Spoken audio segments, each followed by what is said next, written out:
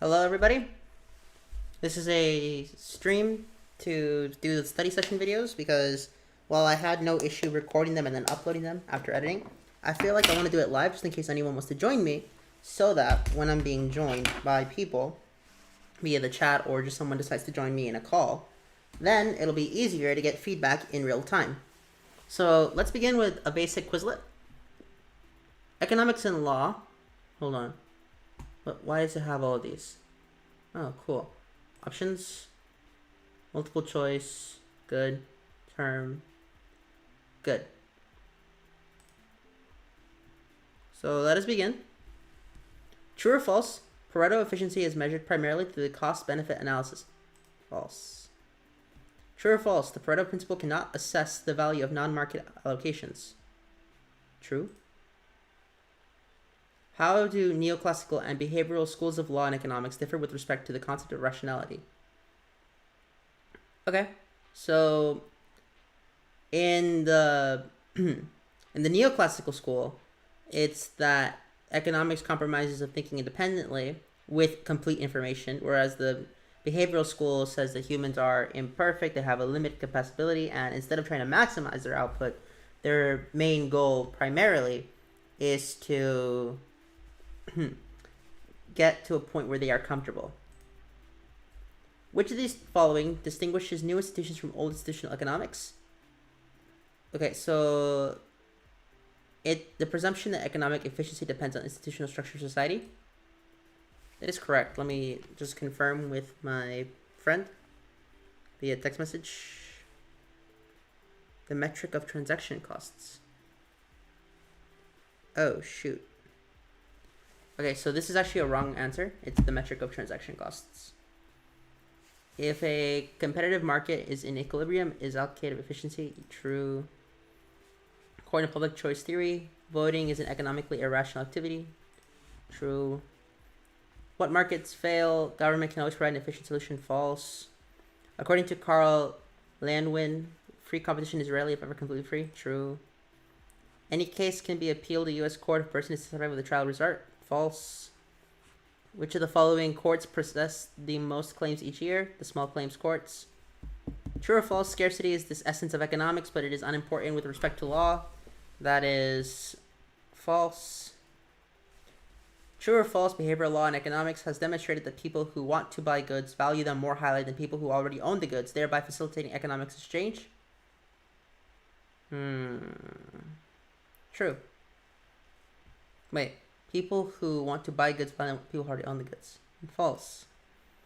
True or false? When Ronald Coase says that we inhabit a second best world, he means that all forms of economic organization are basically failures, and the best we can do is pick the form that in a given circumstances fails the least. True. True or false? Ronald Coase is often credited with the revival interest in law and economics. True. At minimum, the economic concept of rationality requires a transitivity of preferences in a single point in time. Kaldor-Hicks efficiency standard is more strict compared to Pareto efficiency. False. Which of the following is not a part of the public choice theory? Explanations of government activity and inefficiency. Bounded rationality. The following are rules of the game, as Douglas North uses the phrase. Those would be social norms, customs, and common law rules. True or false? According to public choice theory, law and economics scholars, public officials act largely out of regard for the public interest. True. And adaptive efficiency means is to measure the ability of social institutions to respond to exogenous shocks, including environmental changes. I'm expecting this to be wrong. How much did I get wrong? Oh, crud. What did I get right? I mean, what did I get wrong? The one that I got wrong was... Oh, it's true. Okay. Good to know.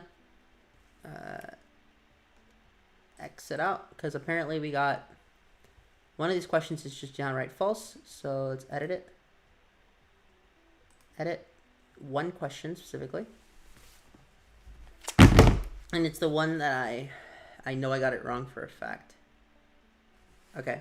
The following distinguishes the new from the old institutions. It's actually the metric of transaction costs.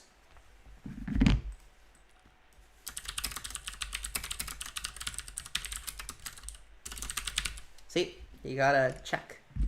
You always gotta check with your sources. Because if you Make a mistake like that, it looks bad. Test.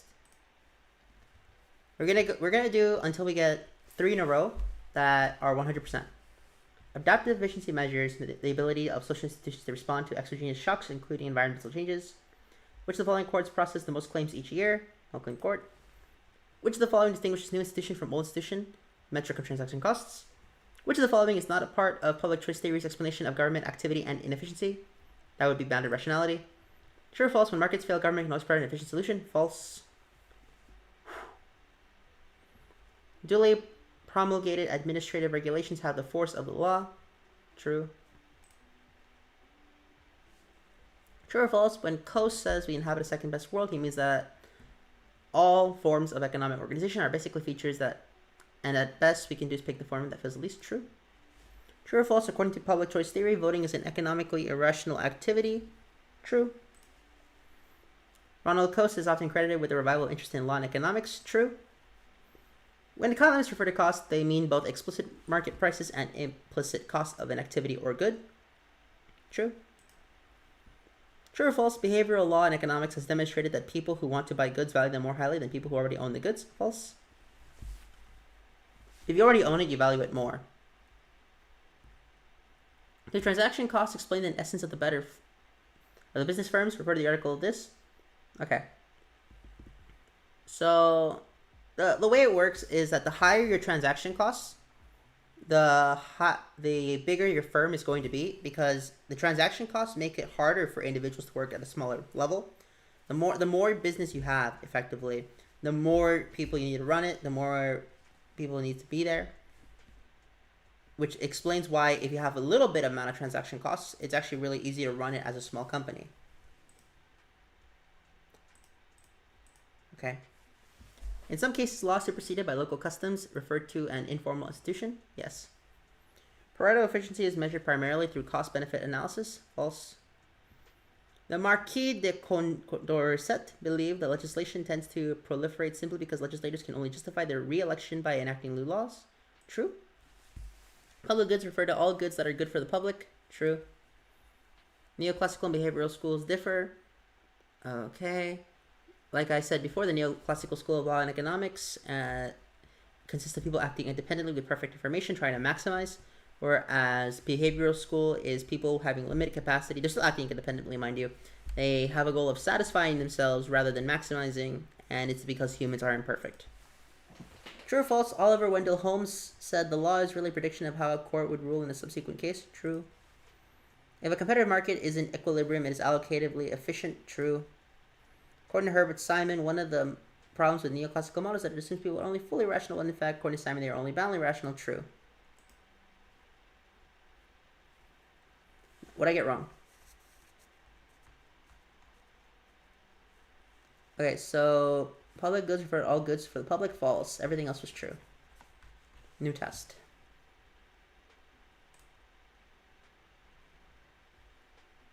Okay, like that is fine. This is fine.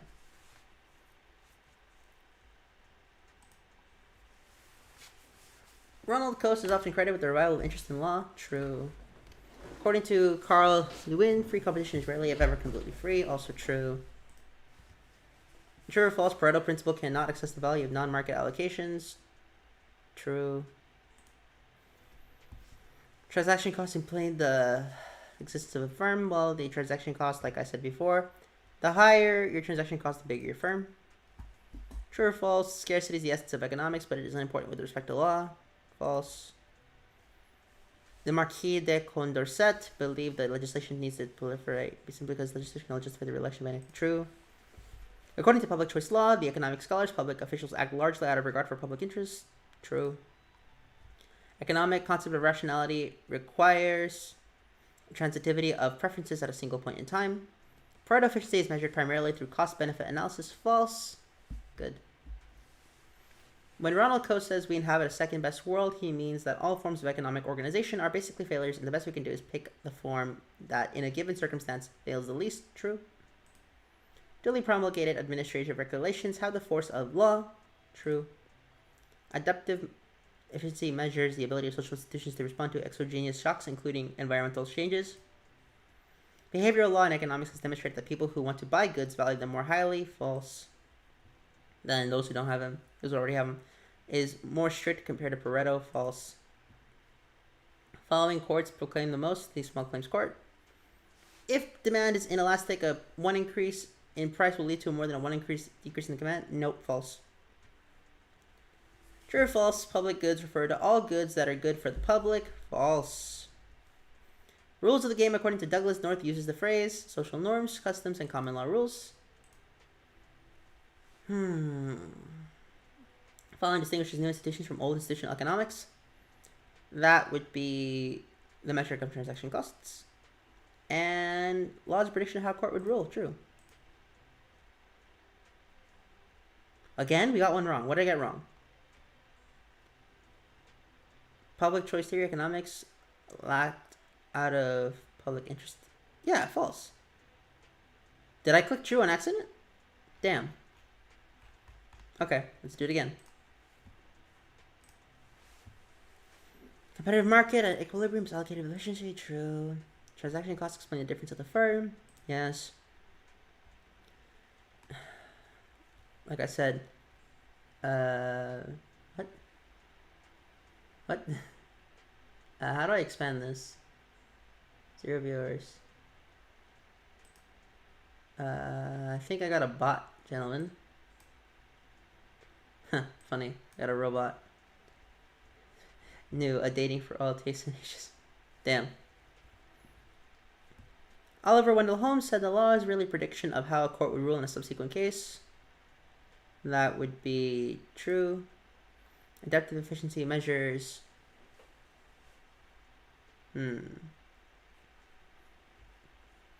The ability of social systems to respond to exogenous shock, including environmental changes. We refer to U.S. Constitution as meta rules, meaning that they are overriding rules that other laws must take into account. Yes. Credit with the revival of interest in law and economics. True. In some cases, law superseded by local customs. True. Not a part of public choice theory.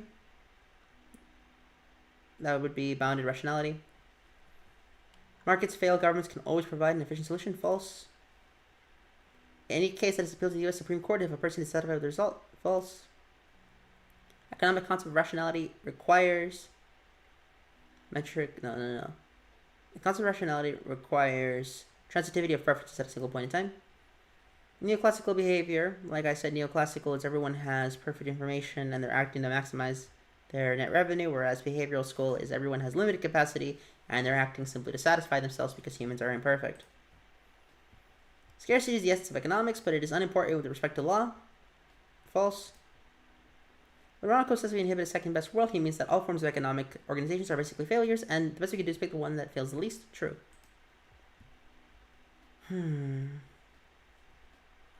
Distinguishes new institutions from old institutional economics. I don't know what that is. Weird. So weird, you know? Whatever. Which of the following distinguishes new institutions from old institution economics? That would be metric of transaction costs. Primarily through cost-benefit analysis. That is also false. Calder-Hicks, more strict, false. Marquis de Condorcet believed the legislation tends to proliferate simply because legislators can only justify their re-election by enacting new laws. True. Rules of the game are social norms, customs, and common law rules. Pareto principle cannot assess the value of non-market allocations. True. Nice. That's one. You gotta do two more.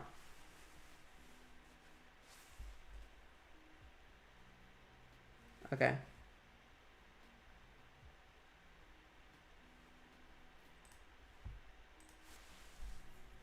According to public choice law, economic scholars, public officials act out of regard to public interest. Largely out of regard to public interest. Wait, but that's true though. This is true. They do act out of regard for public interest.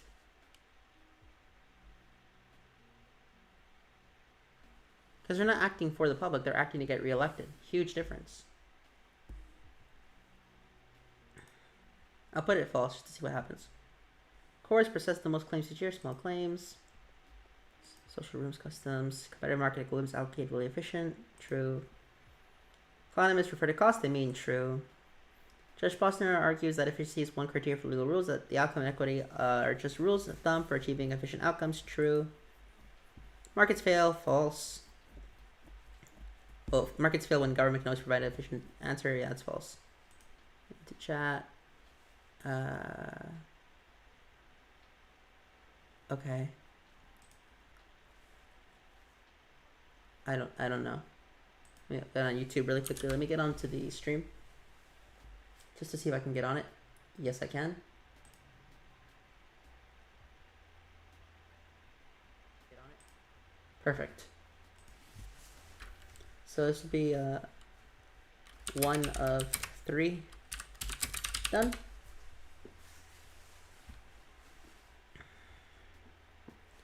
Markets fail, government can always provide an efficient solution. False. Ronald Coase is often credited with a revival interest in law and economics. True. According to Carl Lewin, free competition is rarely, if ever, completely free. True. Scarcity is the essence of economics, but is unimportant with respect to law. False. Samoan people are only aboundingly rational. True. Meta rules, that's the Constitution is a bunch of meta rules. Adaptive efficiency measures the ability of social institutions to respond to exogenous shocks. Transaction costs explain the business firms because the bigger the transaction costs, the bigger the firm. Smaller transaction costs, the smaller the firm. And if it's very, very low or completely zero, which is I don't think possible, but just hypothetically, it would pretty much have no firm, it'd just be individuals. Calder-Hicks standards more strict. False. Marquis de Condorcet proliferate only justify the re-election by enacting laws. True. Ronald Coase says we inhabit a second best world. We have to pick the outcome that fails the least. True. Law is prediction of how court would rule in a case. The economic concept of rationality requires transitivity of preferences at a single point in time. Product efficiency is measured primarily through cost-benefit analysis. False. I swear the one that I... Yeah. Okay.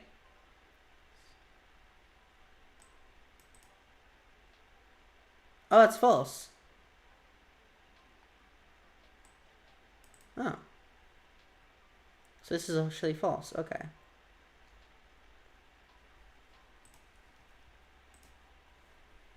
More strict. False. Exclusive market. True. Have a second best world. Pick the one that feels least. True. Not a part of public choice theory's explanation. Found the rationality. Any case can be appealed to the U.S. Supreme Court if a person is dissatisfied with the trial result. True.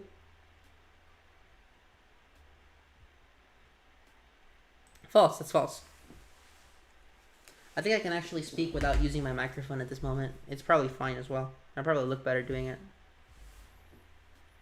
Adaptive efficiency measures. Choose the best definition. Adaptive measures the ability of social institutions to respond to exogenous shocks, including environmental changes. Behavioral schools of law and economics differ with respect to the concept of rationality.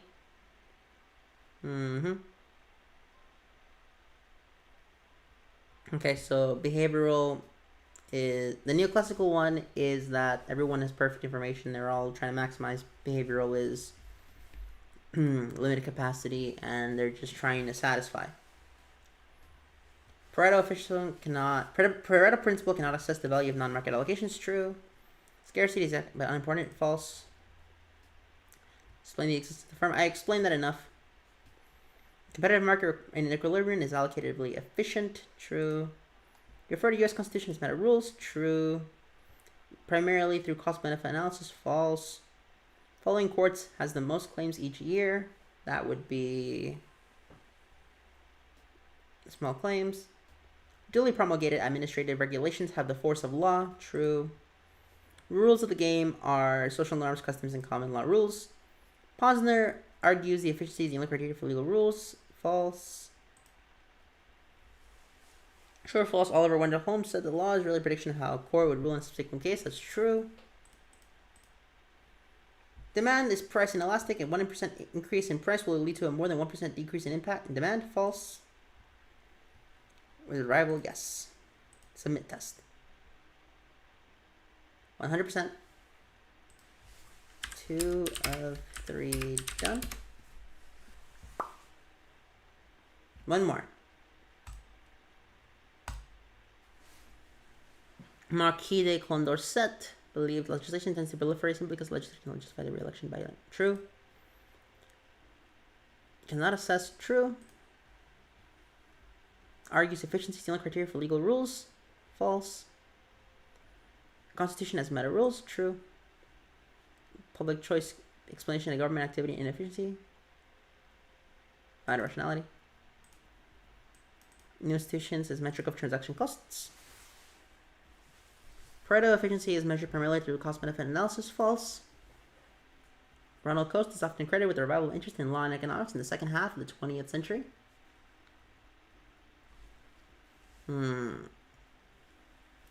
True. The force of law. True. Economically rational. True. Courts process the most claims each year. Well, claims courts. According to Herbert Simon, one of the problems with the neoclassical models is that since people are fully rational when in fact they are only boundly rational. True.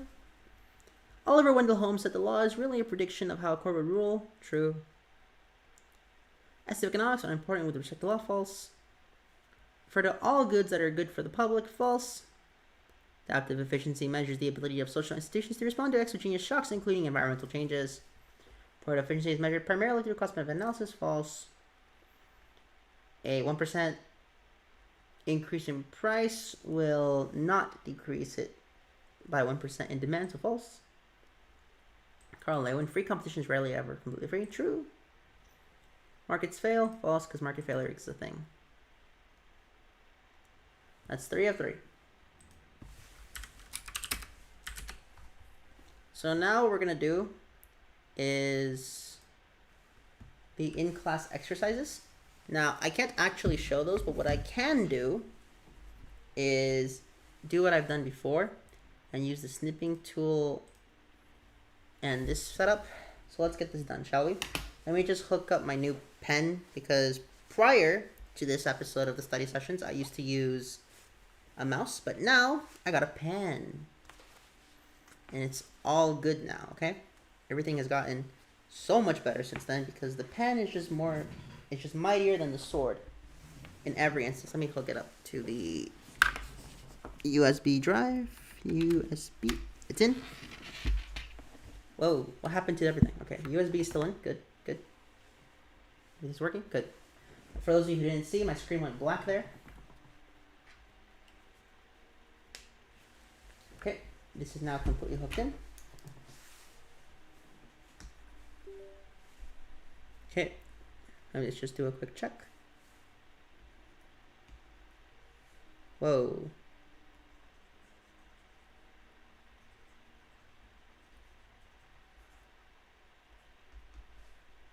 The writing works. Perfect. That wasn't the most legible writing, but it works for what I needed it to do. Now let me just move it closer to me and move my mouse slightly farther away. Like so. Let me just check. Can I write effectively?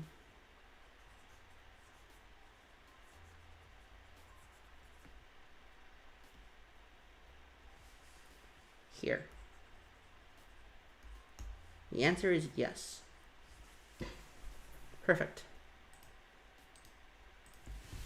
Now that we have that, I'll go do all the in-class exercises for the sake of making things easier on everybody. There were 7 in-class exercises, so we can do this now.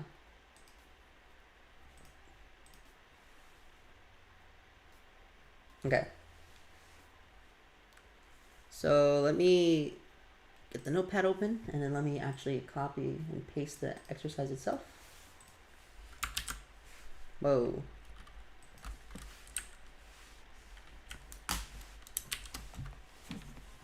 My desktop audio is still playing, right? No, it's not. What happened? Why is everything bugging out now? Everything is bugging out. And I'm not sure what's causing that. Let me check. If I increase the volume of this, so that works. Now, I'm not showing it off, but currently my mouse is flickering like crazy. Actually, I think you can see my mouse flicker. Yeah, you can. Oh, what's happening? Perfect. I got a message from someone. Something irrelevant. Good, good, good. So what I'm going to do is pull up the assignment, like so. This way you can all see what I'm looking at. Because this is kind of what we used to do, except the way this was done prior was a lot more compact, and I would even dare say prettier.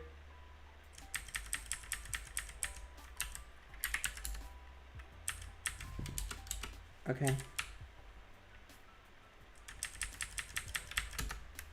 In-class exercise. Ken has an entertainment budget of $120 each month.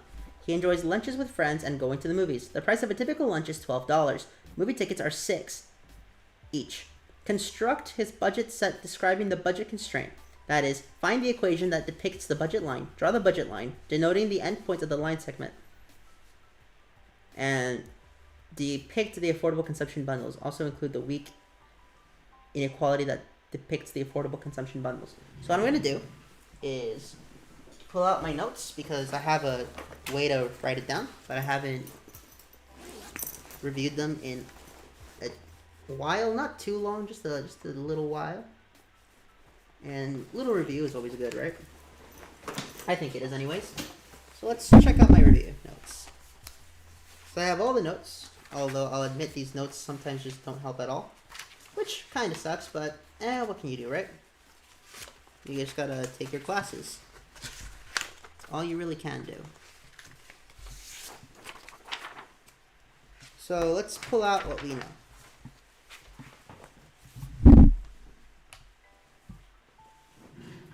I really should have had more of this prepared, but this is pretty much an impromptu study session and not something I completely planned out. So we know.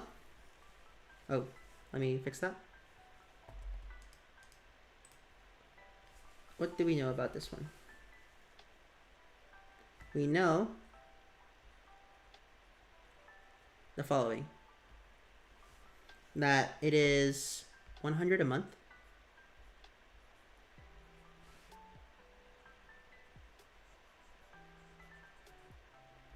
And we also know that it is $10, the cost of pizza.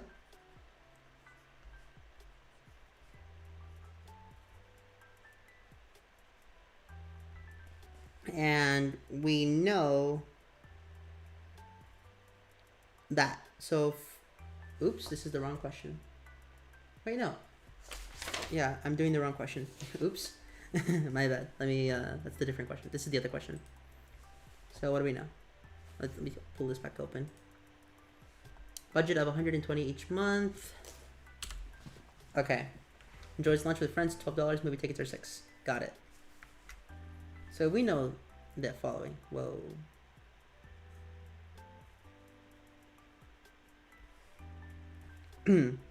Budget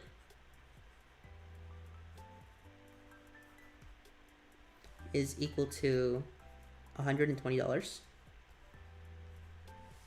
We know that lunch is equal to $12. And we know that tickets for a movie, so MT, is equal to $6. So step one,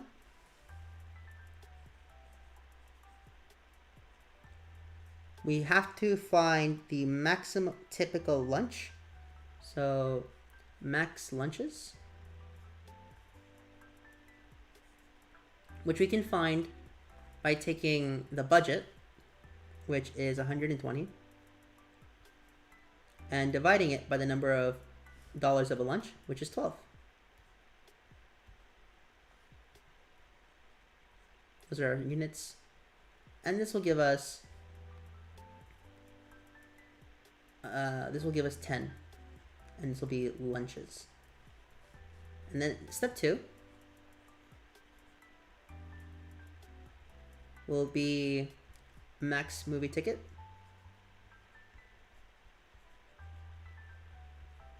Which in turn is once more 120 divided by the price of a movie ticket, which is 6. Which in turn gives us 20 tickets. Good.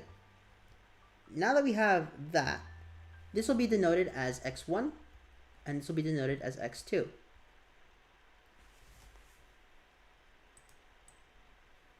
Allow me to erase this really quickly.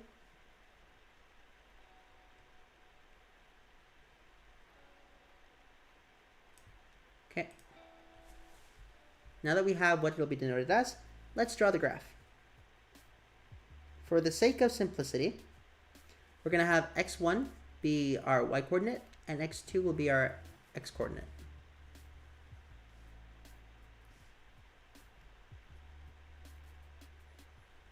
And in this instance, we know that this right here is 10, I mean 20. So let's get rid of the 1 because that's not supposed to be there. And over here, we've got 10. What happened?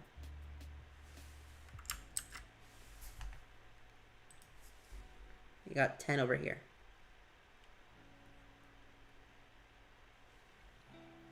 Since we know that the answer is all numbers that are, what is this? It's a ruler. Oops. Control Z. Wait, let's remove the ruler. This is 10 here.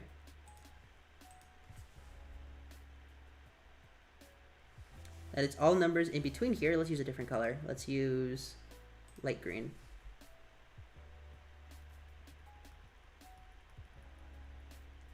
Just to make it possible to trace a line.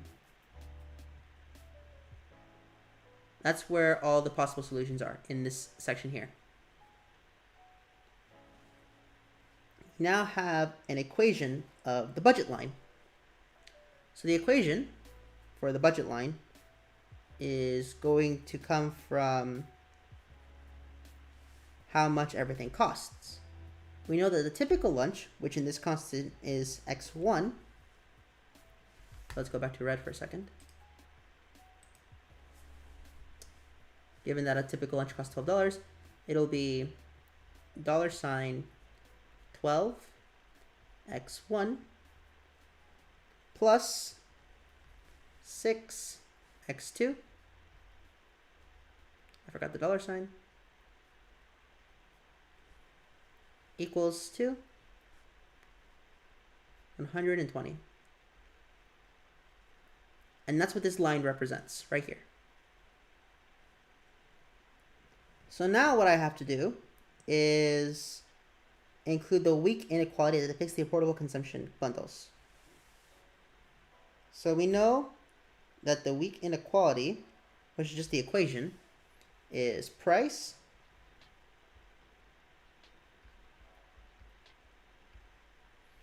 of lunch x1 plus price of ticket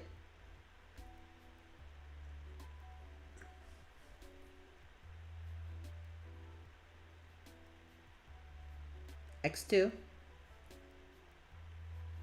is equal to budget, is less than or equal to budget. And that'll be how you depict the affordable consumption bundles with this right here. This is your equation of the line. This is how you actually graph it. And that is how you do this question here. Time to do exercise 2.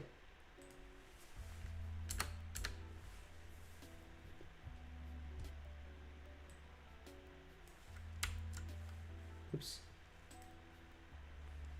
Time to do exercise 2. So we'll be here.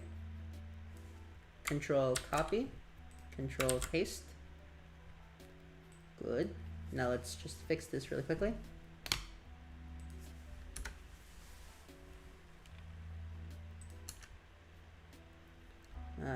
Okay.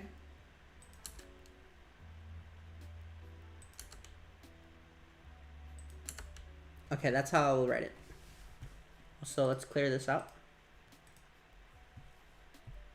And like before, what I'm going to do is just have a little center that denotes where the center is. Like so. That way we have 2 lines to write on.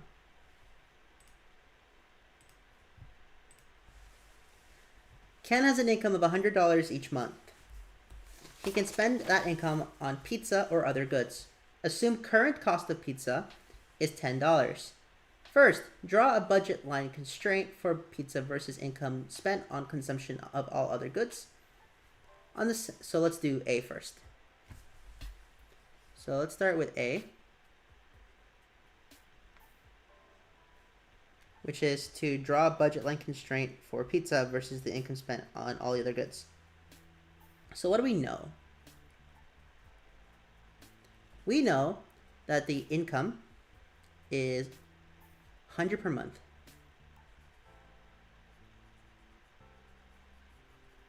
And that is income.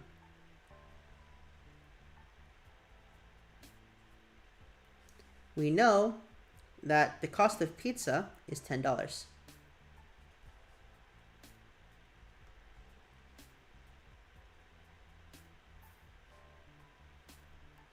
Like so. And now that we have that, we can create the budget constraint. Okay, draw a budget constraint for pizza. Well, to do that, first we need to find the max number of pizza. Max pizza is equal to 100 divided by 10.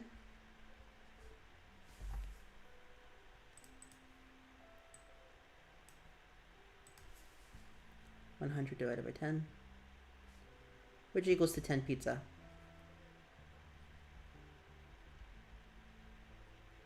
Like that.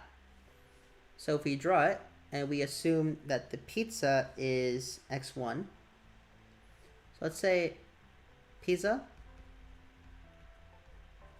is x1, and then all other goods is x2. Let's just say that for the sake of argument. So we do that, we go to this side, and we start drawing our graph. Let's draw the graph like here. That's about good enough. So this will be x1, and this will be x2. We know that the max number of goods, given that we have no idea what it is $100. Well, yes, let's just use 100 for the sake of argument. This is the price of the goods. And then we use $10 for pizza. Graph is clearly not drawn to scale, ladies and gentlemen. That's not the plan. So when we connect them, like so, we'll use a different color for the sake of connecting them. Let's go with some nice light purple. Looks like this. Los Tigres Verdes. You guys remember them? Los Tigres Verdes? That's what the color scheme is. And that is the budget constraint for pizza versus income spent on consumption of all other goods. So now that we have this, because this is A, let's do B next. And B will be represented with the color yellow. So B is yellow.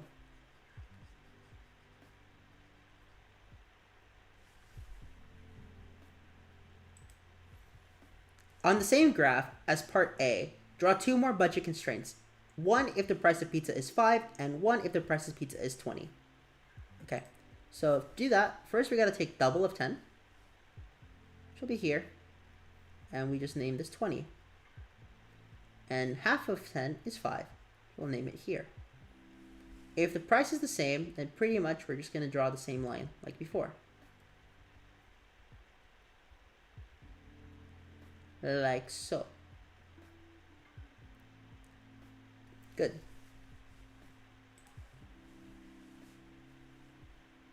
And that's B done. Okay, this is B, we're done with B. Now we have to draw a price consumption curve of the same graph. Make sure you show indifference corresponding to each of the 3 budget constraints. So for the sake of having a different color as well, we'll say C is red.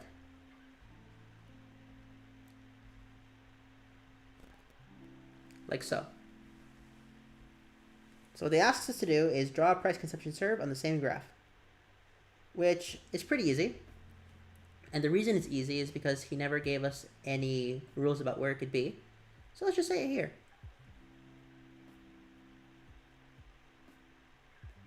Like that. This should be touching. I just messed that up. And given that I can copy. No, I can't. That's just going to copy the entire image, and I don't want to do that. But given that we have this here, all we have to do now is draw it again, but targeting this section.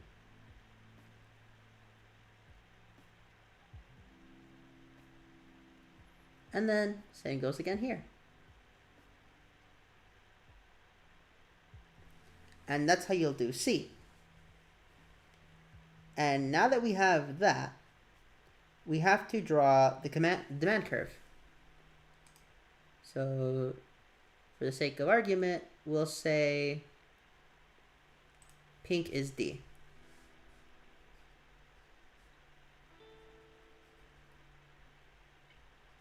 I don't care that this is inconsistent. That was done intentionally. So we already have this memorized. If you probably should have it written down if you're studying this. If you don't have it written down, I don't know what you're doing. You're probably just watching, which is fine. But if you want to get the most out of these videos, I recommend you follow along with a piece of paper or something.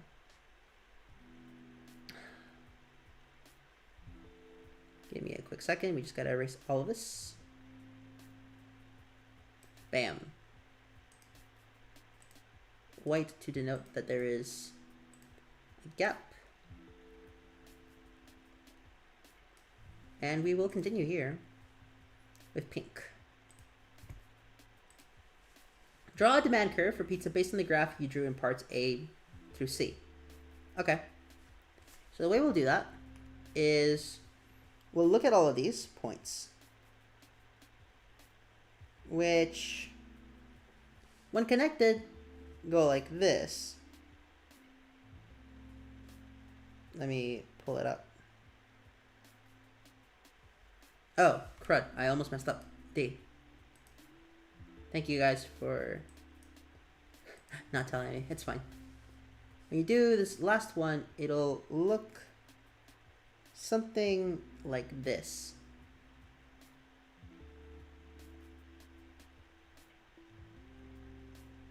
That's how it'll look when you do it properly. I just didn't do that correctly the first time. And now that we have this, let's show off what the demand is. Okay.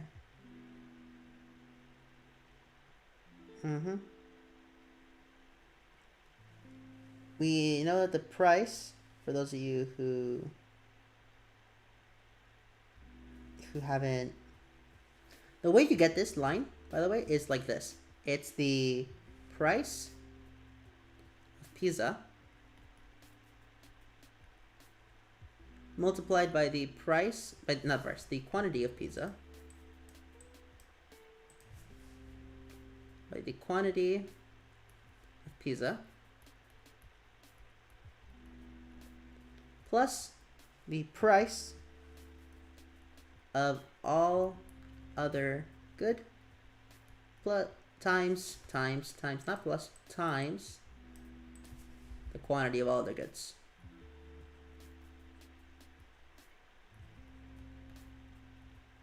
Like that. That's how it'll look normally. So now that we're here, we have this equation. We can find the price of pizza. P of pizza like so can be done like this.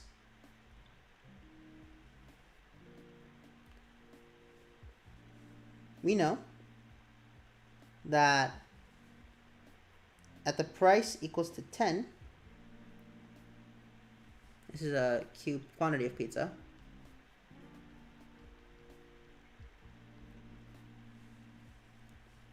Given the information we had, so this will be 10 here. This will be 20, because that's how many pizza we had. This will be 10 pizza, and this will be the 5 pizza, which comes from this number here. Comes from there. And this should be pink. I don't know why it's not pink. This is D. We know what this gives us. We know that half of 5, which is where we put these numbers here, this is 1/2 times x1, like that. We know that half of 5 is equal to 2.5. We know that half of 10 is 5, which is where this point is. And then half of 20 is 10, which is where this point is, here. And for the sake of having the graph, the line itself, we move this up slowly, like that, 10 to 5. And the reason we're using half is because it was never stated how many we were allowed to use. And given that it's never stated, we can just go with half. Like so. We can mark these little points here and connect the dots. Like follows. And this here is the demand curve of pizza. Well, just demand curve. Which is what they asked us. Derive a demand curve for pizza based on the graph you drew. It's this. These numbers here come from the dots, and then these numbers come from the quantity, depending on how many pizza we have. And that's how you do exercise 2. Pretty cool. I think this is a pretty interesting material. So now let's move to exercise 3.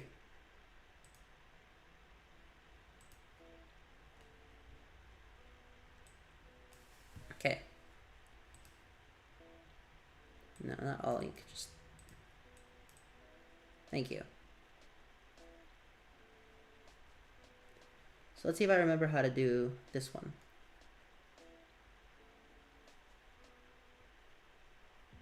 Give me a second.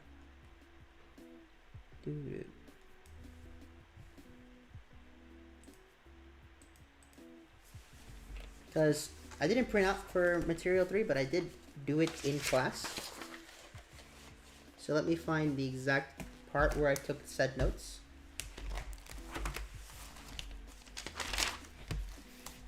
Okay. So it's the Nash equilibrium problem, I believe. Most likely.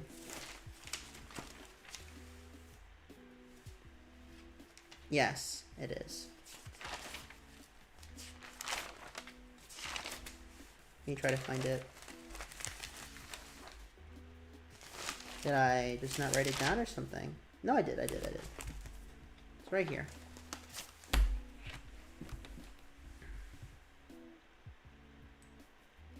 This is another sample question that once again asks us for a lot of answers, but we can get it. And these are, the first 2 I think are the hardest questions, because after that everything is much easier to do. But I'm not going to say it'll be easy.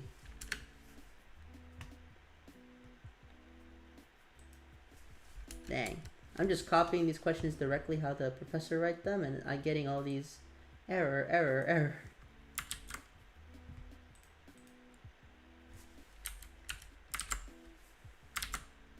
Oh, crud. What happened? Oops. I guess I copied this. Wait, what?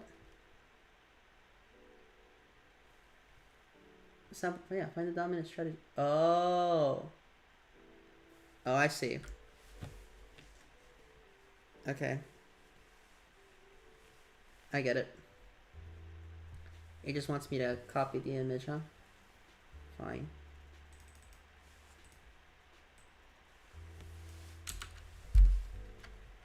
Find the dominant strategy, if any, and Nash equilibrium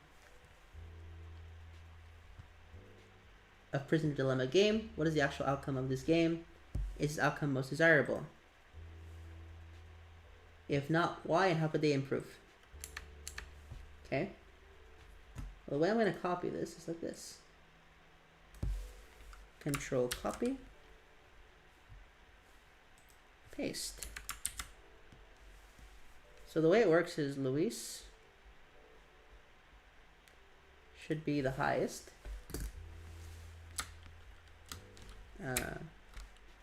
Like that. Don't confess should be on the left. Like so.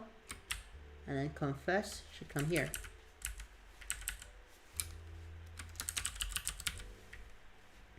Then we have don't confess. Like so, over here. Then we'll move that a little bit closer. And we'll actually get rid of this confess statement here. Moving Luis back a little bit more. And then over here, we're gonna move confess. What? Like so. Good. And now, don't confess, don't confess. Oops, this should actually be a little bit farther back.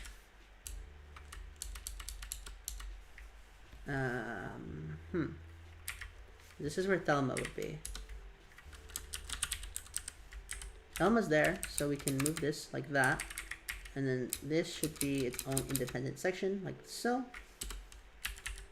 That means Luis should be a little bit further to the middle. And the confess here, and more to the right.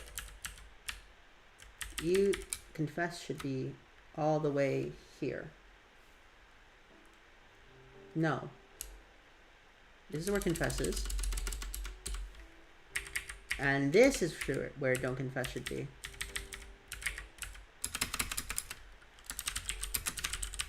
There we go. Which means that this one is 5 year, comma 5 year. And this should be sent back a little bit. Dare I even say we put it one lower for the sake of clarity. Which in turn means that confess, don't confess will be 20 year. 20 year.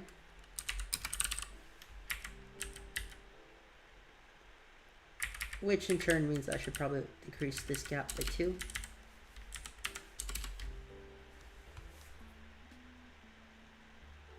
No, there's none of that. Okay, perfect. So what that means is that we move this and we go all the way over here.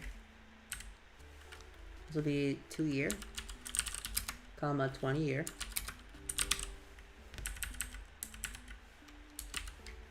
Oh, this will be 22, 20 year, 2 year. Like so. And then this section here will be 5 year, comma 5 year. Like so. That makes sense to me. That's how it's structured anyways. Wow. Like that.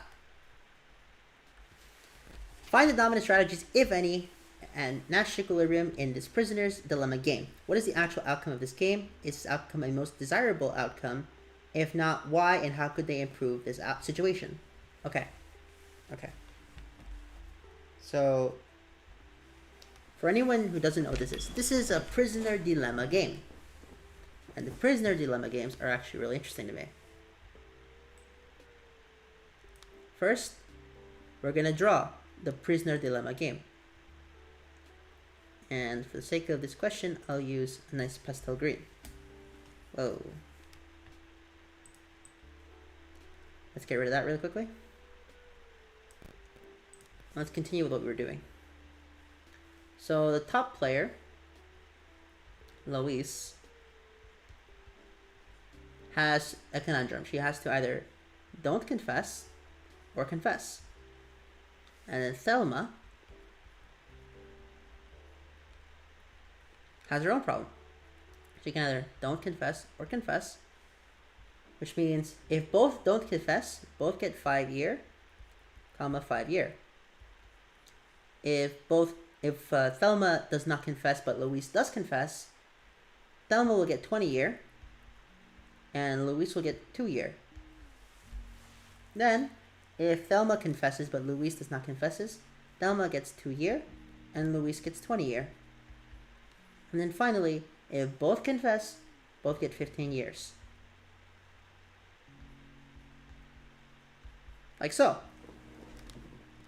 That should be clear enough, but for the sake of separating them, let's do a nice little red here.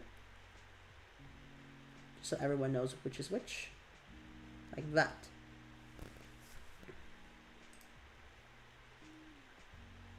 This color is called pastel green.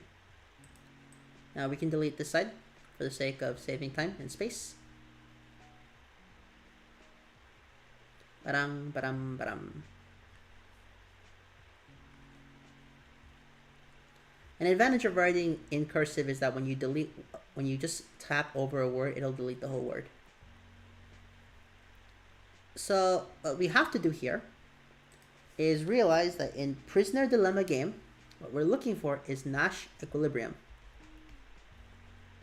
In addition, the rating of a prisoner dilemma game is T, R, P, S, which is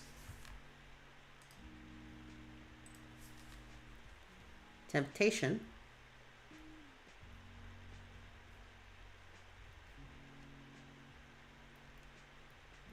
this is, did I forget what R was? Reward. This is punishment.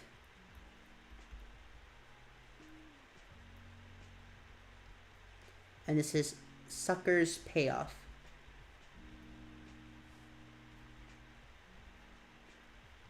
Like that. S is sucker's payoff, P is punishment, R is reward, and T is temptation. Okay? Good. You just cover the light really quickly, like so. And now that we have that, we can start looking at this. So let's say that Thelma and Louise are choosing at the same time. But for the sake of argument, which one does Thelma have better outcome on? Thelma would obviously choose to confess because that gives her 2 years. And then that's if Louise does not confess. And if Louise does confess, then Thelma will also choose to confess because it gives her 15 years instead of 20. Now let's look at Louise here. Let's say Louise has to pick between confessing and not confessing. Well, Louise is on the right side. If Thelma does not confess, then confessing helps Louise win. And then if Louise has to choose between, and if Thelma's confessing, then Louise has to choose between 20 or 15. Well, she'll choose 15. When you have two circles like this, what we have found is the Nash equilibrium. Good to know. And given that we have found this Nash equilibrium, what does this mean exactly? Well, this is what they're going to find.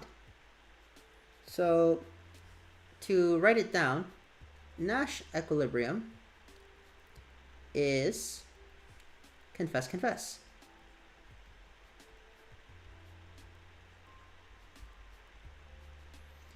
The actual outcome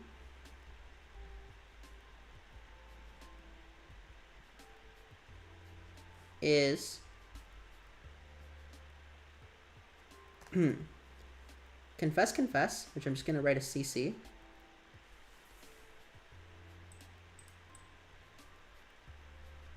Let's get rid of this just so you guys know what this is mostly for you guys to have seen it and written it down, but not necessarily for everything else. Oh, let's also get rid of this EE stuff. NE, perfect. Is CC with respective payoff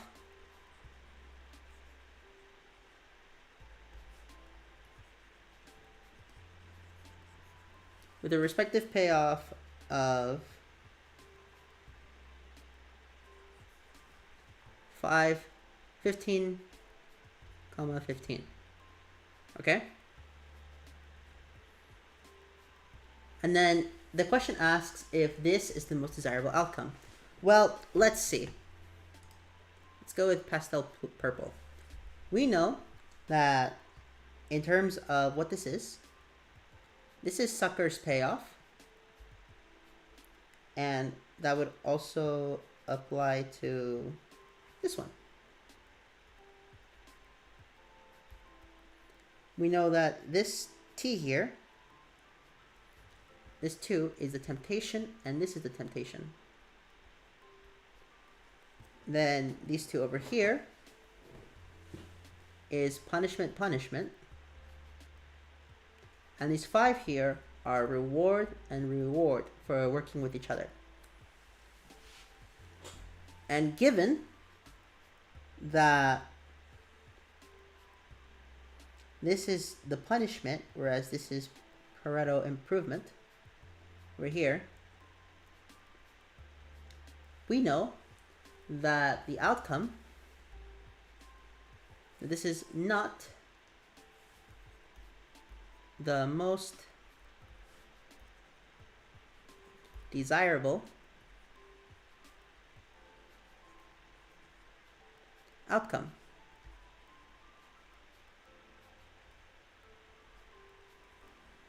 Good. And the reason we know this is because there is Pareto optimal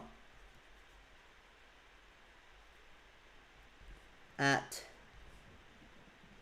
don't confess, don't confess. So how could they improve the situation?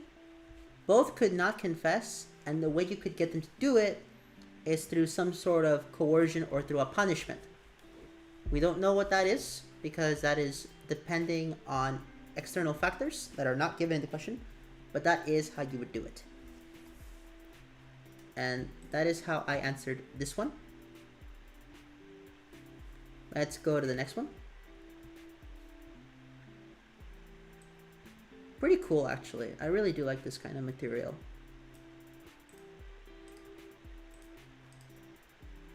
Once more, you go through the center. Oh, I didn't realize that was cool.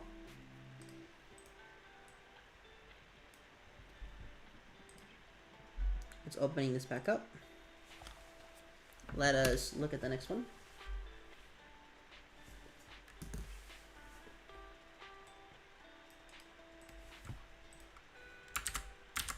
Answer the following questions with payoffs in the normal formal game shown below. Show your work. Okay. So the way that it's shown off in the question, it's like this.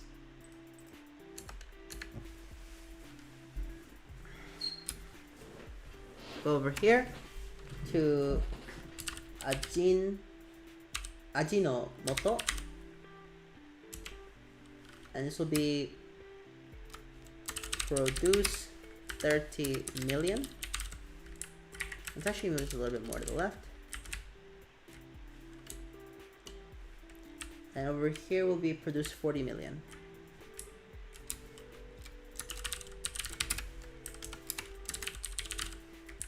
Okay, so that's a bit too far. Okay, that's good.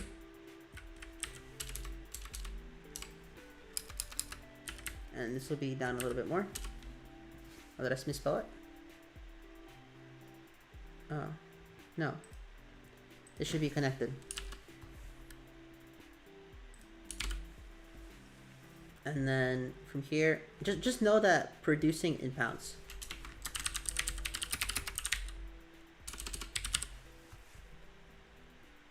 And then for the next one, if we scroll down a bit more, it will be produce 30 million.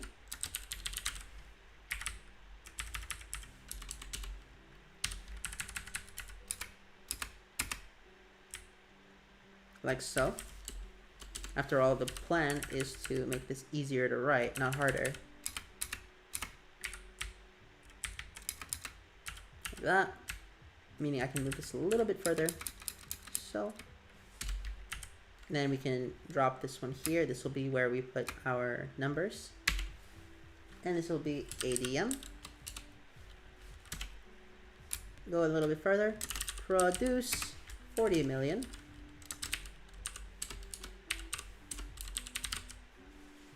Okay. And then the other one will be produce. Oh, my bad. We already got the producer. So now that we have this, we can work on what the answers are. So if both produce 30 million pounds, both will gain a profit of 180 million and 180 million. I'll just shorthand million with M for now. Producing 40 pounds and ADM produces 30. ADM will get 150 million. And the other one, Ajinomoto, will get 200 million. Like that. And then afterwards, we do the same thing here, where at ADM producing 40 million, but Ajinomoto producing 30. ADM will get 200 mil.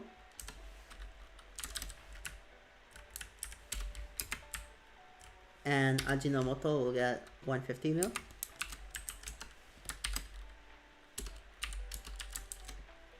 And then finally, at producing 40 million for both will get 160 mil, comma, 160 mil. Like that. At least that's how I think it'll be. So clearly my desktop audio works fine. I just need to make sure that was still working in the first place.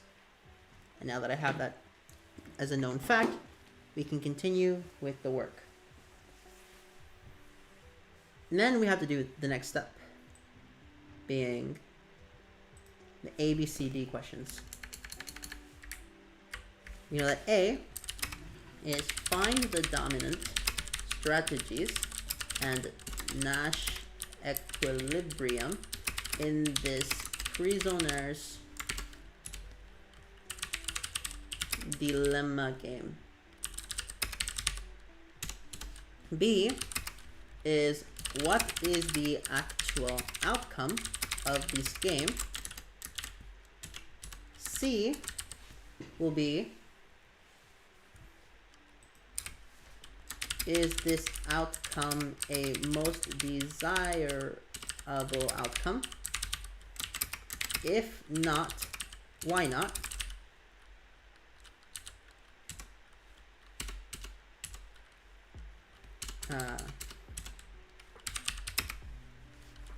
And how could they improve this situation?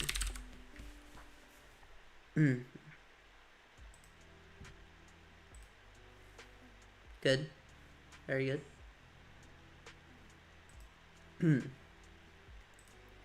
How could they improve the situation? That's a good question, actually. How could they improve this quote-unquote situation? Well, this is a quote-unquote mind game.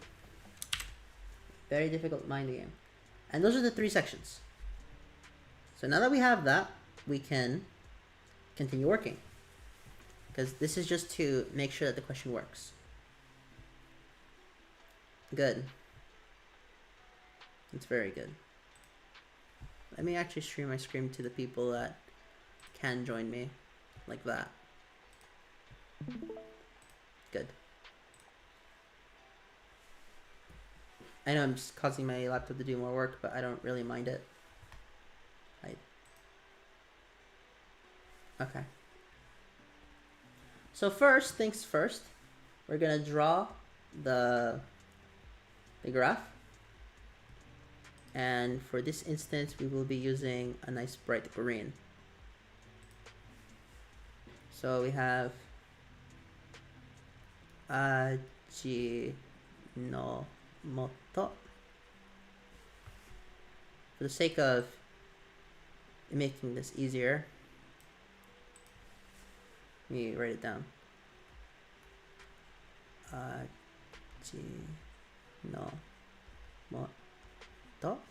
And the other one is ADM.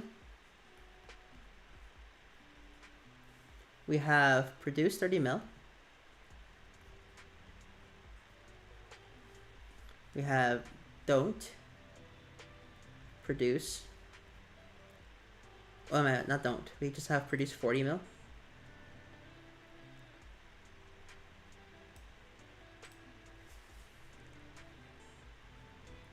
Produce 40 mil. And then for Ajinomoto, we have produced 30 mil.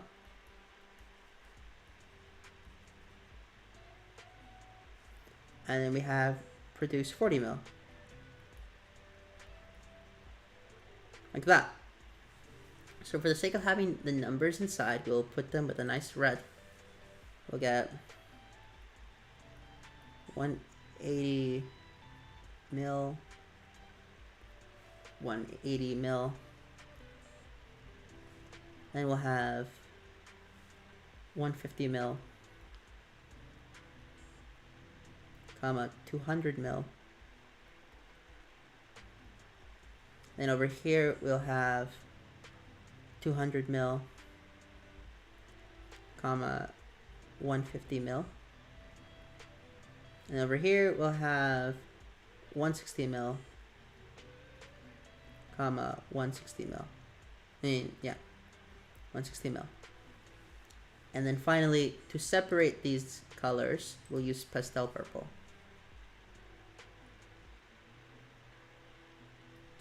Like that. Good. Very good indeed. So now that we have that, we have to find the dominant strategies. So to find the dominant strategy, I'm going to use yellow. So let's start at ADM. Producing 30 mil or producing 40 mil at Ajinomoto produces 30 mil. Given that ADM will be on the left, we know that they want to produce 40 mil. And then let's say, and this right here is called a temptation. Correct? I'm pretty sure it's called a temptation.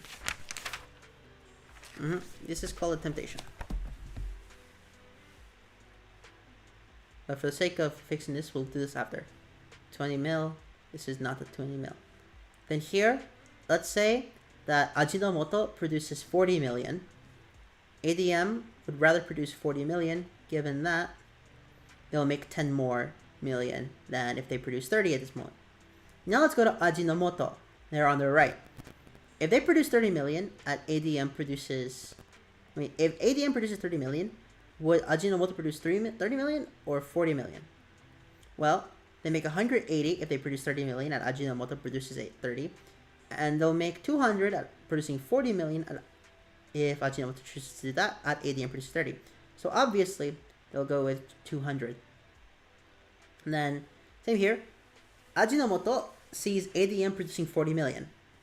If they produce 30 million, they get 150. If they produce 40 million, they get 160. So obviously, they choose here. We have double circle, which is our Nash equilibrium. And to put it mildly, this is sucker's payoff. Sucker's payoff. This is our temptation. Our temptation. This is the punishment. Punishment. And then here's our reward. Reward. What this tells me is that this is how we would determine the dominant strategy. ADM has dominant strategy at producing 40 mil.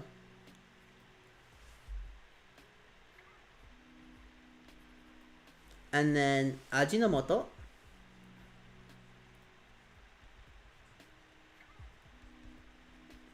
has dominant strategy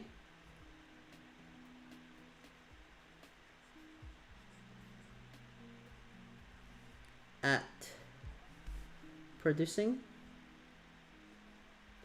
40 mil.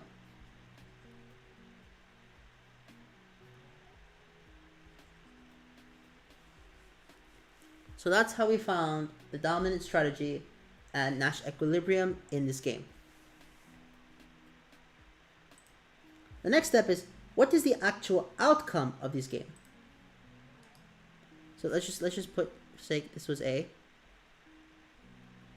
So now we gotta do B.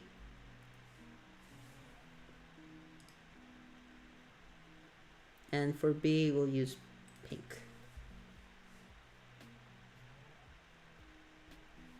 The actual outcome of this game is, as stated before,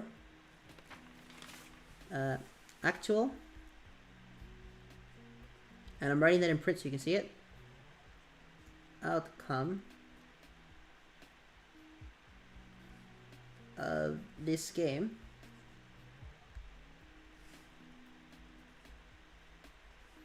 is produce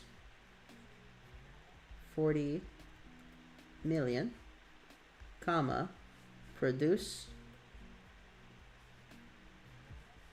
40 million with respective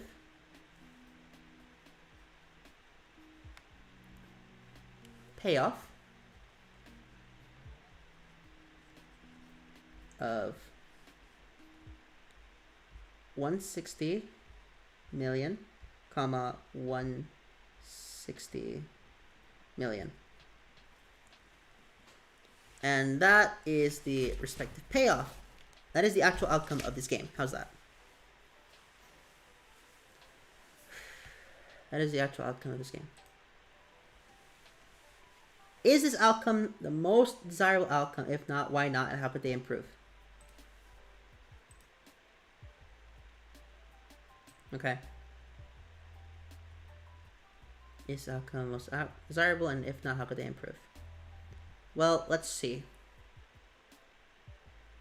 Let us see indeed, because I do erase all of this stuff because it just does take a lot of space to do all of this.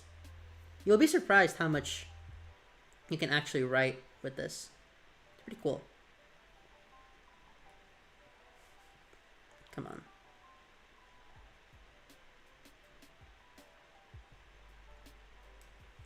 Okay.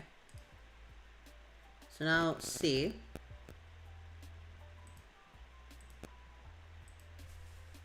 Over here. What was the question? What is the okay? Is the outcome most desirable outcome? The outcome of both ADM and Ajinomoto producing. Wow, that was a terrible.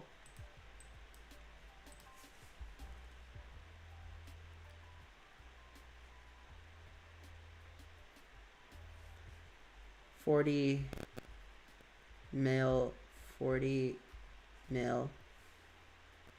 LBS is not the most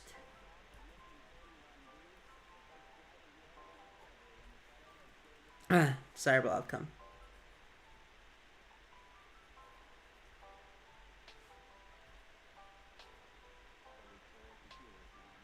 Okay. And to continue on, give me a quick second. Yeah, normally this will be edited out, but we're streaming this. It's not the most desirable outcome. Where's the mouse? Here it is. Oh, shoot. Whoa.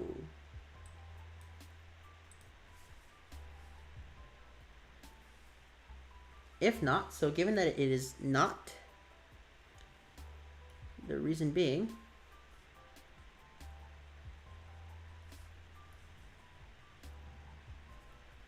that Pareto optimal, which for those of you guys who don't know is reward, is both ADM and Ajinomoto produce 180. Wait, no, that produce 30 million. 30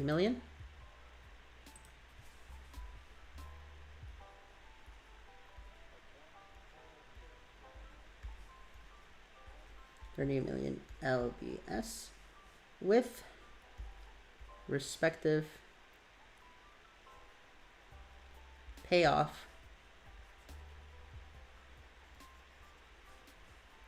of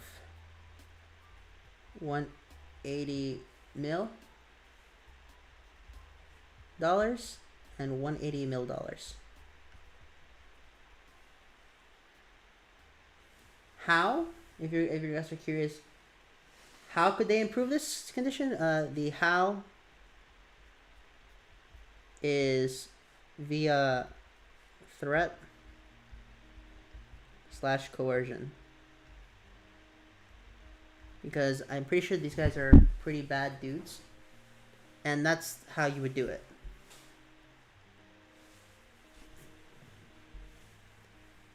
That's in-class exercise number 3. On to in-class exercise number 4. And oh jolly gee, this is a long one. Yes!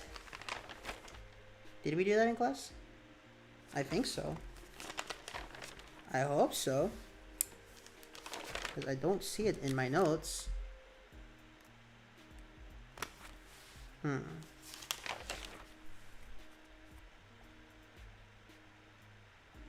Okay, so that's PepsiCo. Is that the PepsiCo one? And I have Airbus here, but where's PepsiCo? Here it is. Wait, no. It's not where it is. Where's PepsiCo? I'm trying to find the PepsiCo question. And I am apparently just failing to find it. Okay.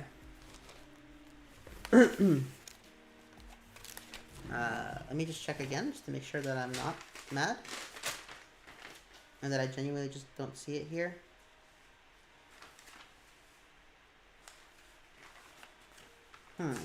What do I do?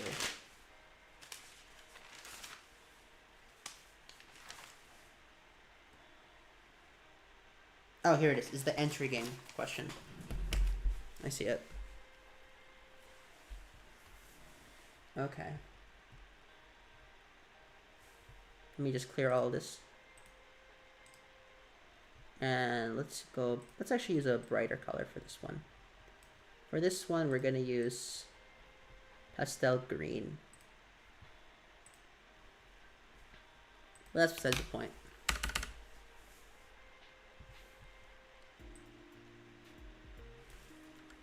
Copy. Paste.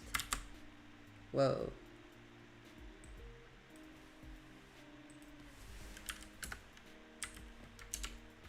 Why is it like that? I have no idea.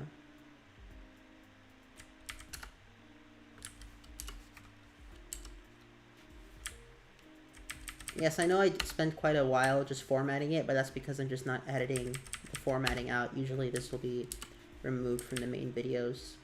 But screw it! We wanted to stream it because I wanted to try out the new streaming format. It's fun. It really is.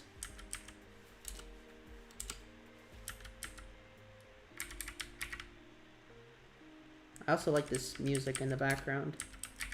By the Relax Movement, by the way, ladies and gentlemen. So that's where that's from.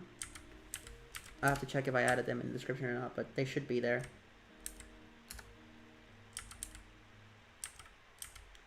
Okay.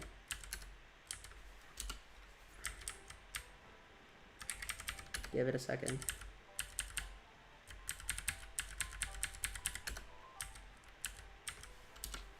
Okay.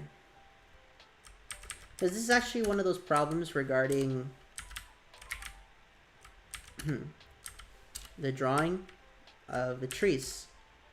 And these trees are pretty interesting, okay? I think you're going to like them.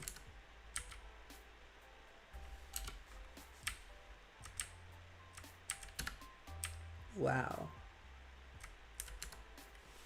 Coca-Cola and PepsiCo are the leading competitors in the market for cola products. In 1960, Coca-Cola introduced Sprite, which today is a worldwide leader in the lemon-lime soft drink market and ranks fourth among all soft drinks worldwide. Prior to 1999, PepsiCo did not have a product that competed directly against... Yes. Sprite, and had to decide whether to introduce a soft drink. By not introducing a lemon-lime soft drink, PepsiCo would continue to earn $200 million profit. Introducing a new lemon-lime soft drink, one of two possible strategies could be pursued. 1. PepsiCo could trigger a price war with Coca-Cola in both the lemon-lime and cola markets. Or 2. Coca-Cola could acquiesce and each firm maintain its current 50-50 split of the cola market and split the lemon-lime market 30-70. PepsiCo 30, Coca-Cola 70. If PepsiCo introduced a lemon-lime soft drink and a price war resulted, both companies would earn profits of $100 million. Alternatively, Coca-Cola and PepsiCo would earn $275 million and $227 million, respectively. If PepsiCo introduced a lemon-lime soft drink and Coca-Cola acquiesced and split the markets as listed above, if you were a manager at PepsiCo, what do you propose to your colleagues is the most profitable strategy? Do not include a lemon-lime soft drink or introduce a lemon-lime soft drink. Interesting. So the way you would do this, according to the professor, is as follows. Let me get this done here. Let me think for a second.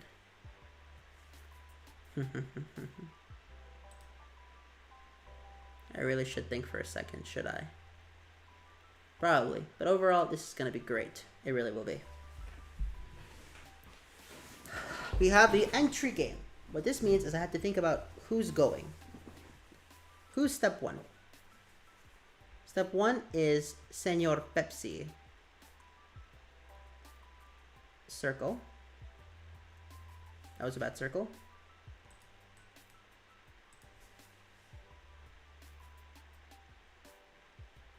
like so. And now we got a question. We introduce or we don't introduce.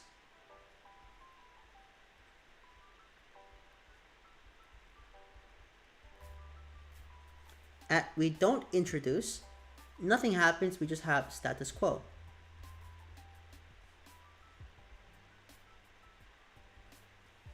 And at introduce, it is now Coca-Cola's turn to play.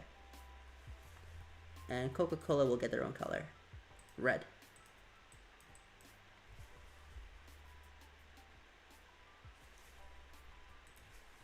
Come on, don't fail on me now, mouse.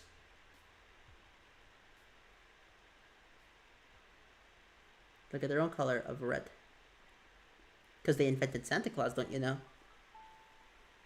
And Coca-Cola has two different options. Option for Coca-Cola is acquiesce. Acquiesce.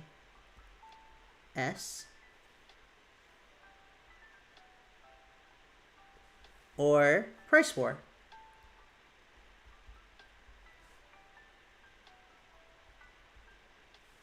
And now, from here on out, we have go back to Pepsi Cola, because now it's their turn to play the game. This is what we call a multi-step game, okay? A game that has more than one step to play. Pepsi move 1 at the acquiesce is 227 mil, comma 275 mil.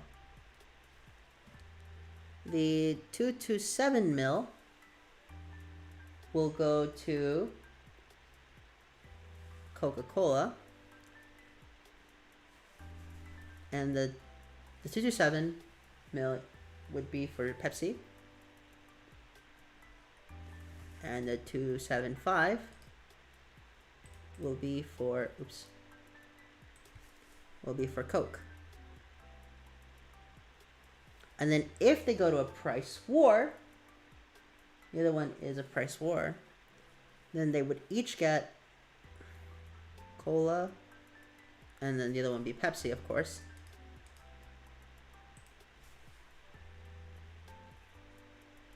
It'd be 100 mil each. Like this.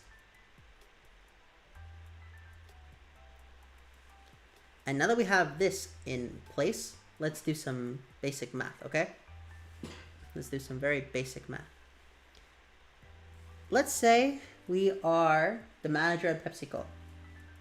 We're not going to do the status quo because the status quo doesn't matter here. Okay, the status quo keeps us at Coca-Cola making... and the reason we don't care about the status quo, for those of you who are curious, is because at this rake here, we'll have Pepsi on the left. It would be Pepsi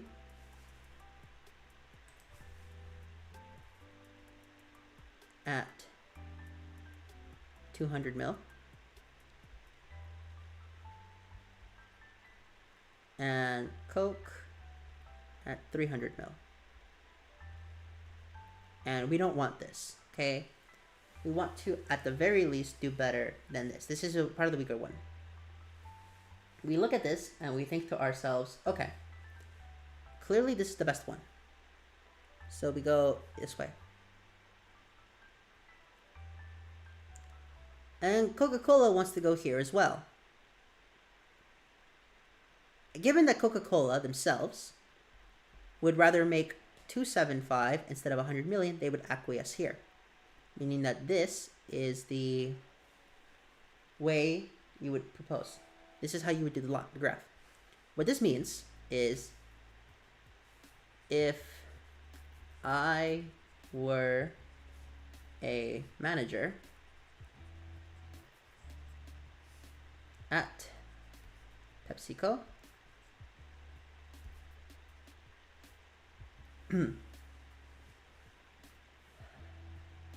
I would produce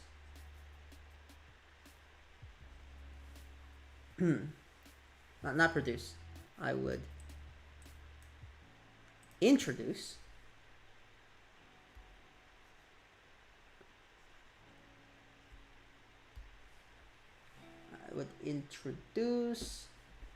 the lemon. I would introduce a lemon lime soft drink. And this is how you show your work, like this. For anyone who doesn't know, Coca-Cola has Sprite and Pepsi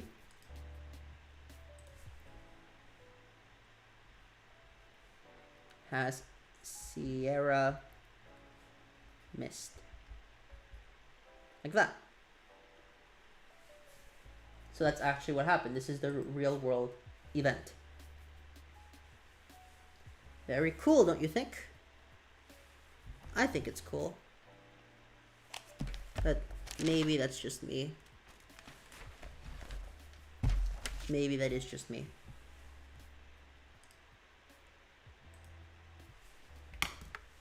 So now we have a new question. Let me just erase one side so that you guys can keep the other side.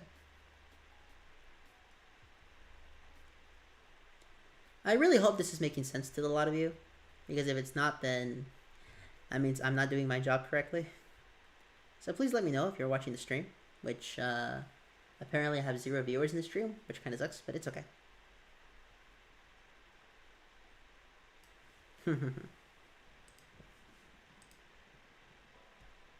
Okay, so we have pastel blue.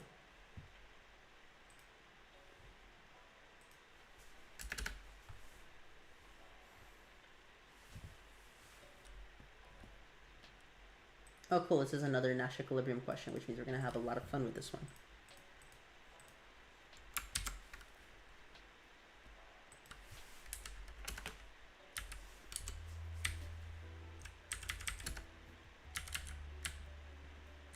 Give me a quick second. I just need to quiet this down. And the answer is good. In class exercise, find the dominant strategies, if any, and Nash equilibrium in this arms race game. What is the actual outcome of this game? Is this outcome a most desirable outcome? If not, why not? And how could they improve the situation? So for the sake of making this easy, I'll draw it here and then I'll draw it again on the actual paper. So we have country 2. It is arm. And this arm, don't arm. Country 1 has arm. Country 1 and don't arm.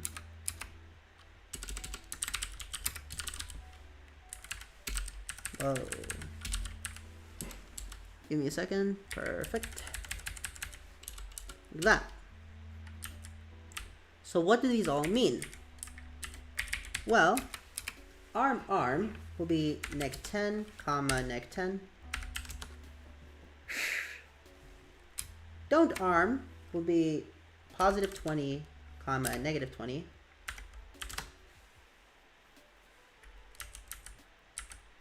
This will be -20, +20.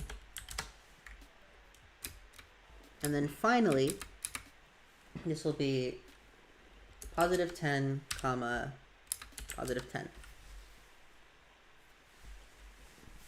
I think you can see that there's something interesting about this. This does not seem to be, maybe I'm wrong, but I don't think that this is a, no, this is a PD game? Is this a prisoner dilemma game? Maybe. I have to think about it. Whoa, 61 corrections. That's crazy. Funny. I'm gonna dismiss all of them. Okay. So now let's draw this for the assignment. We have country 1, country 2. Whoa. Come on.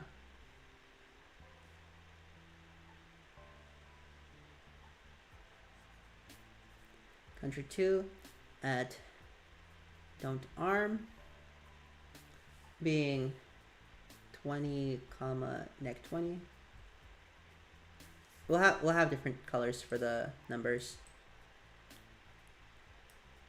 Don't arm and then arm.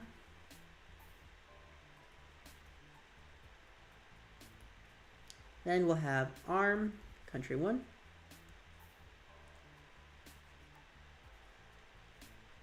And don't arm. For the color of the numbers, we'll use a nice red. Arm is neg 10, comma, neg 10. Don't arm and don't arm is 20, comma, neg 20. For don't arm, we have neg 20, comma, plus 20. And then for don't arm, we have 10, comma, 10. Now, for the sake of making this easy to grasp, let's separate these numbers again. And we'll use yellow to do it. It'll look like this.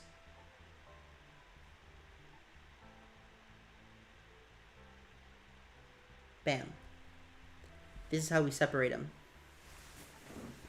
So the question asks for the actual outcome of the game by finding the dominant strategies and Nash equilibrium. Okay. Let's start with country 1.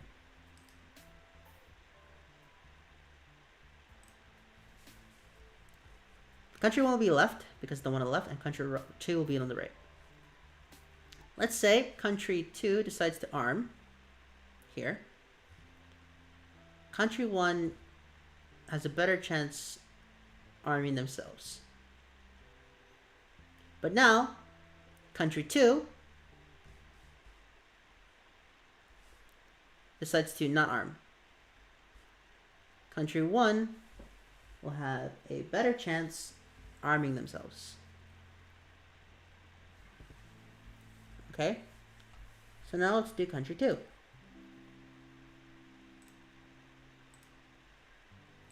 If country 1 decides to arm itself, country 2 does better arming itself. If country 1 decides to not arm, country 2 does better arming themselves. Oh, we found Nash equilibrium.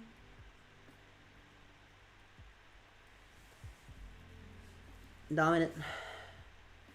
Okay, let us continue.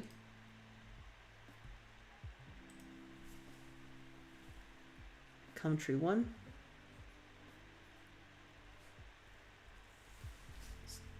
Dominant strategy.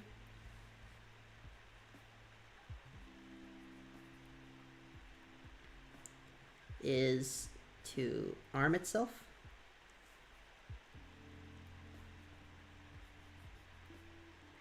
And the way we know this is because over here, this is our temptation.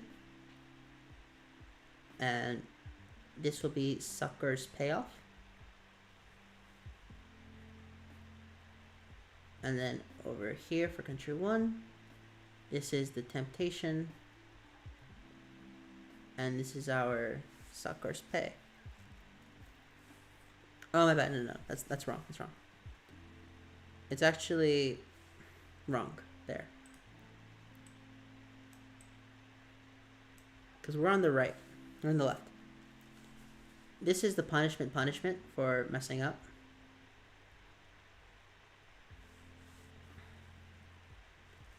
This is sucker's pay.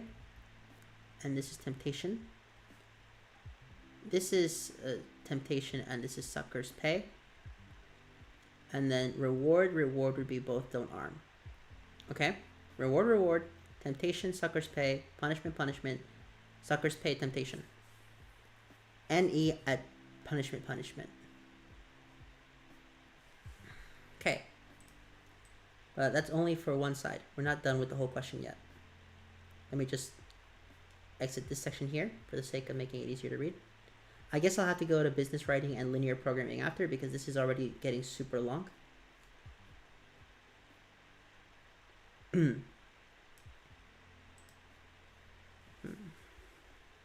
Damn. And then here we have country 2.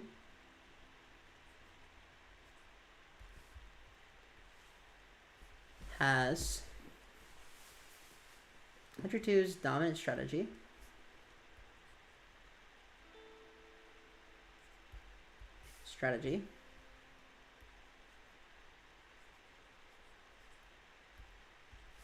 At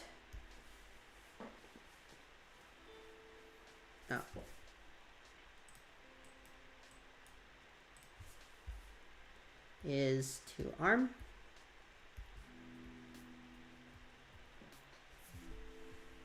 and that's how we found the dominant strategies. Nash equilibrium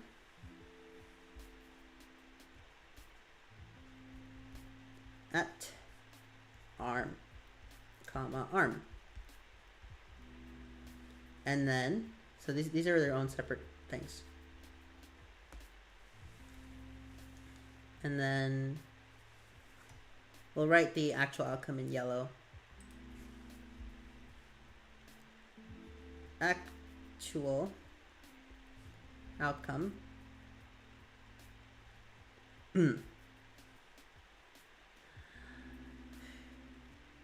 at arm, comma, arm. What the fuck? What happened? What the hell happened? What the hell?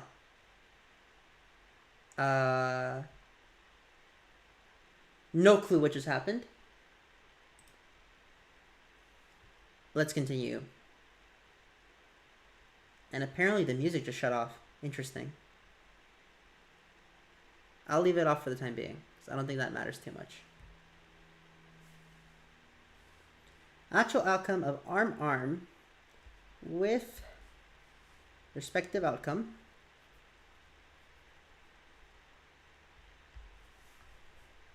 very interesting. Does the stream still going? The stream seems to still be going. I hope. How long have I been streaming for? Doesn't, oh, hour and 40 minutes. Okay.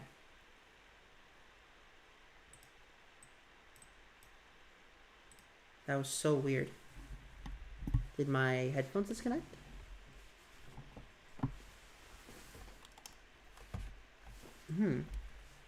Something smells like it's overheating. I don't know what it is.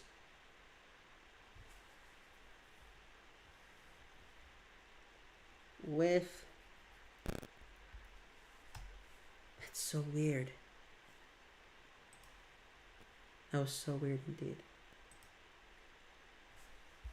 Respective outcome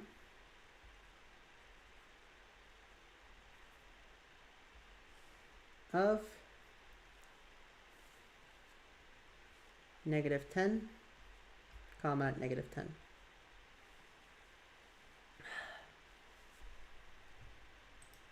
I don't know what to say about that. Weird. I'll have to change the title of the stream to only be business economics, because economics and law, because we don't have time to do business writing or any of this stuff today.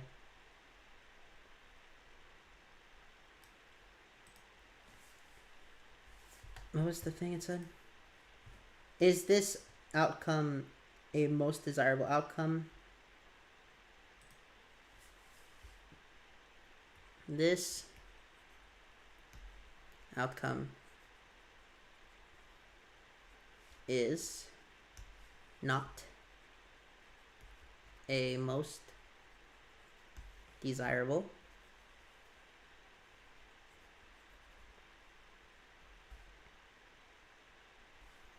outcome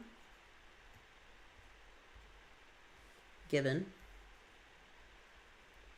that Pareto optimal is at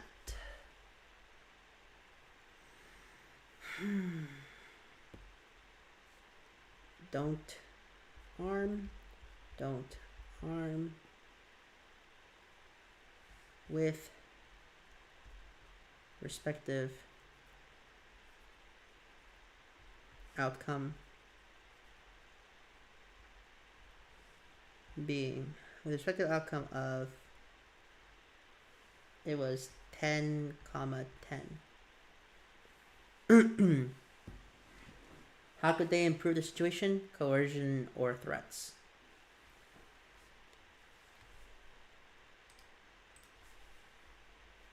Situation.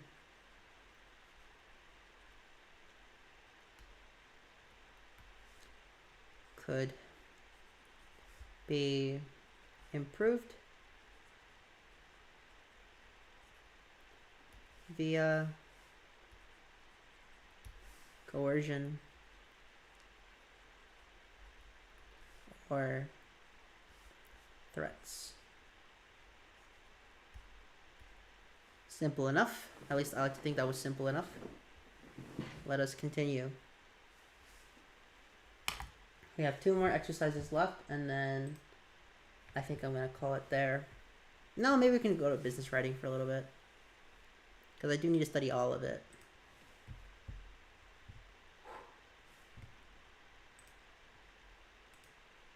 I'm going to try again, see if I can fix that. New window.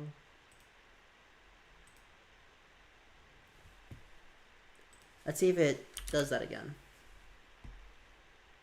I hope not, because that was a bit scary, I'm not going to lie. Okay.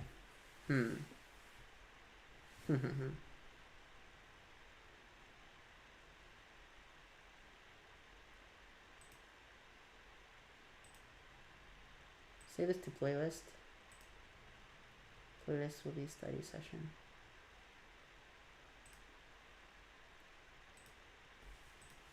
Okay, so let's try again.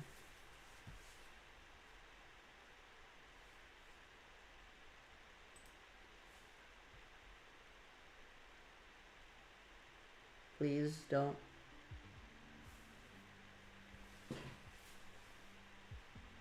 Okay, it's working. That's working. Good. Back to work.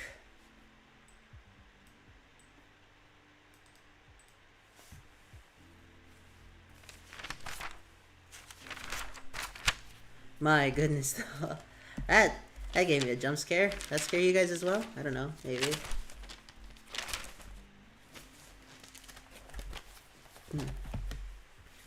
Let me open my notes to the lecture topic. Whoa! That was crazy.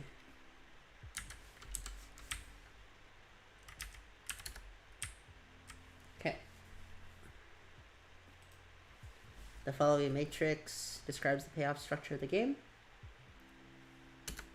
Time to draw it again.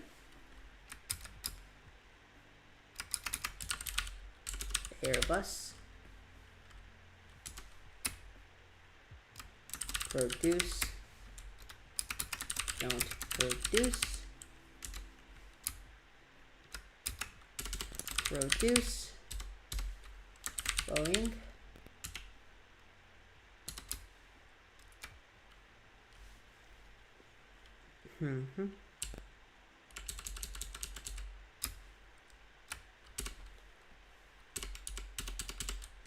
Don't produce.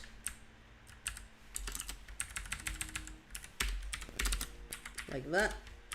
And then here, now that we have that, let's get the outcomes. -10, comma, neg10, space galore, 100, comma, 0, 0, comma, 100, and then here will be 0, comma, 0. So now that we have that, let's play a game.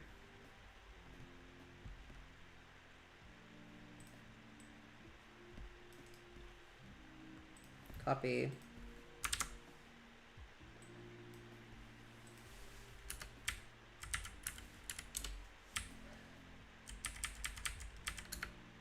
Oh, that's all of it.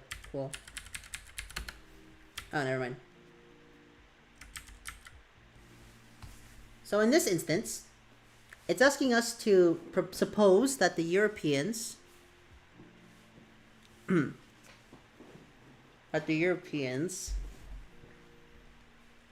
export a subsidy of 15 to Airbus. What would the new matrix look like? Okay. So first, we have to draw the new matrix.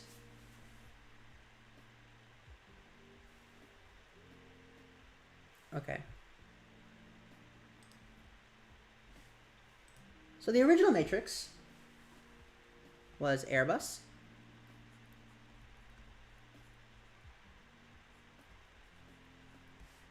at produce, don't produce, we have produce, then we have Boeing,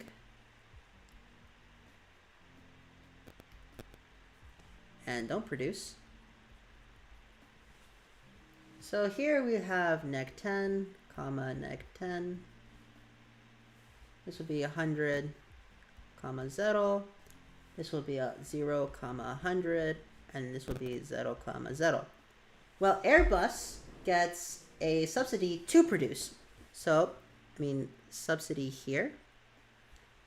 0 will become 15, I believe. 0 will become, oh, my bad, this is negative 10. This should be a negative 10. Let me fix that because that looks a bit confusing.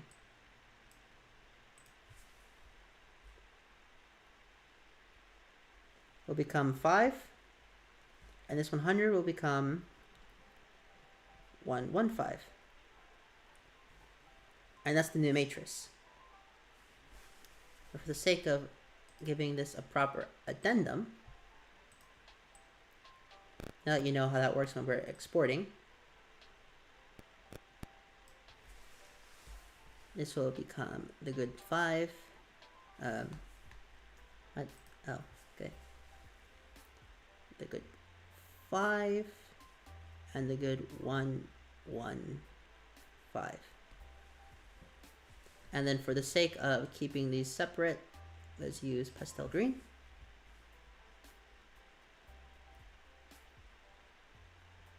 Like that. This is what the new matrix will look like with updated payoffs. That's it.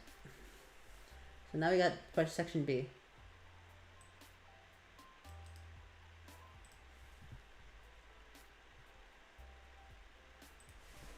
And question B looks like this.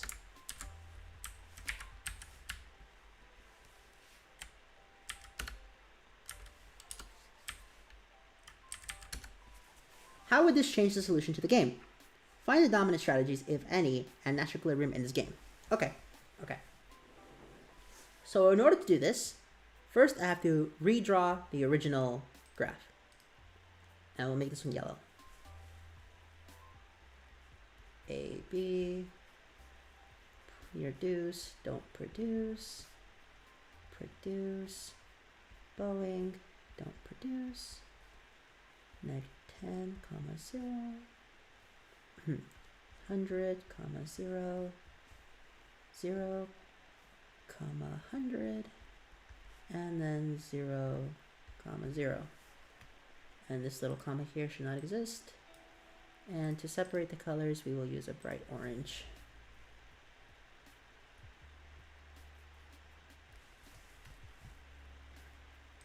So first of all, now that we're here, let's start with the original one.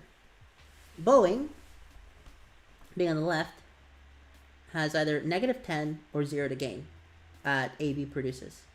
So I was going to pick this one. Then at ABDP, Boeing has here. Okay. Meanwhile, AB here at BP, it doesn't really have anything optimal. I mean, it's still 0, 0. But something tells me that best way to look at this would just be here and here.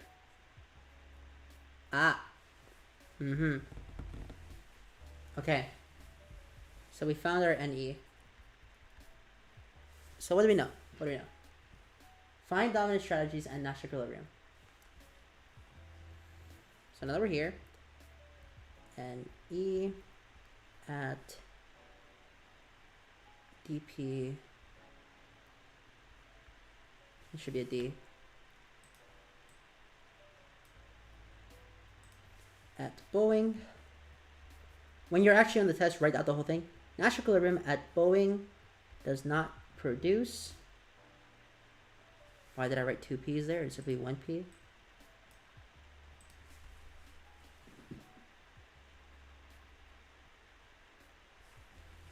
And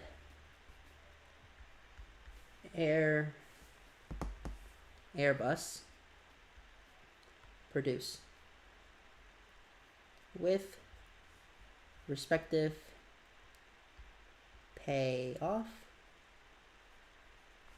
of 0,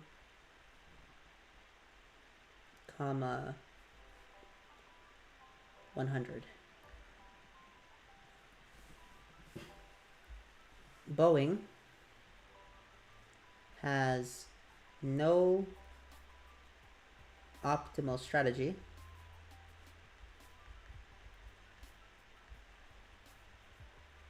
and then AB has optimal strategy at produce. So that's this one. Now let's do this one. Boeing's on the left and Airbus on the right. Let's start with Airbus because I already have the color for it. So at producing it gets 5 and at don't producing it has 0. Pretty obvious. At least I like to think that's pretty obvious. So now Boeing, at Airbus produces, Boeing gets 0. And then at Boeing, at Airbus does not produce, Boeing will produce. Okay. So once more, outcome of this game is don't produce, comma, don't produce, comma, produce,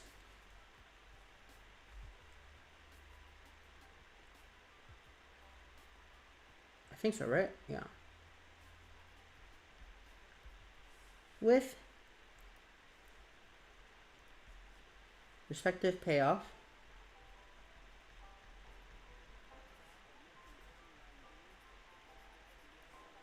of 0, 115.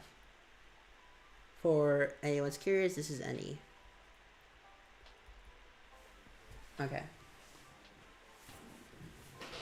Dominant strategy.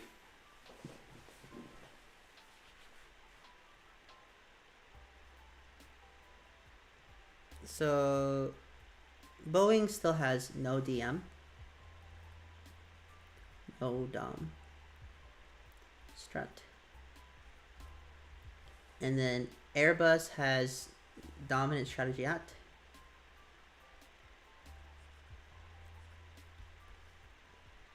produce. Okay. And that's how they would change. These are the changes between the original and the new one. Original game.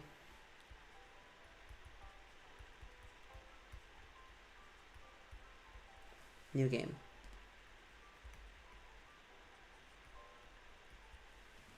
Anything that's different would be, the differences are respective payout, realistically.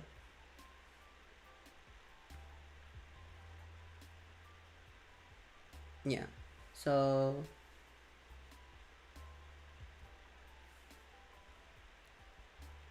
the solution to the game changes in terms of respective payout. Correct? I think so. Pretty much the dominant strategy is to produce, because you always get something. Whereas here you don't get anything. So to write it out in terms of change to the solution,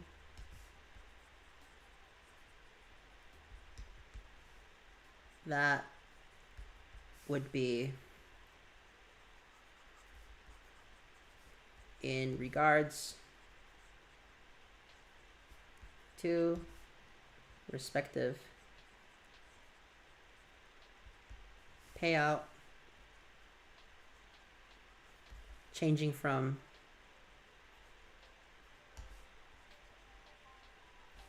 0, 100 respectively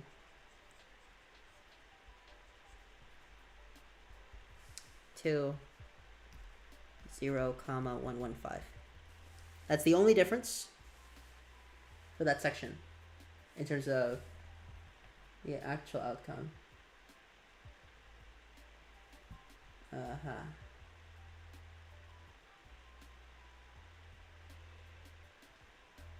We already got the actual outcome as well, so C is done as well.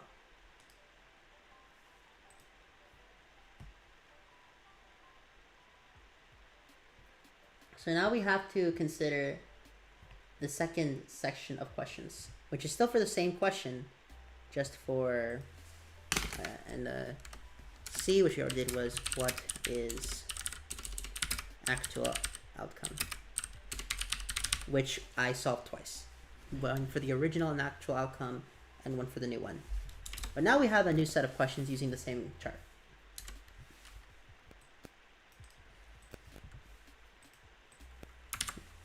Suppose that the US government matched the European government's export subsidy of 15 to Boeing. What does the new matrix look like? Please draw the new matrix with updated payoffs. Okay. No problem at all.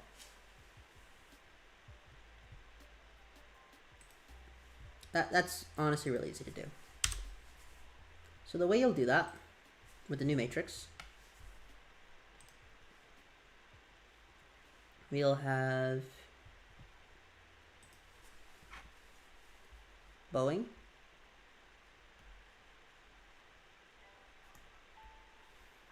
at produce, don't produce. That's a bad D, I don't care.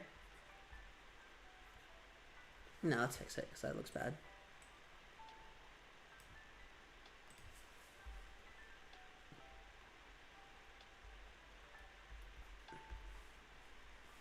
And then on the opposite end, we have Airbus. You have produce. Don't produce.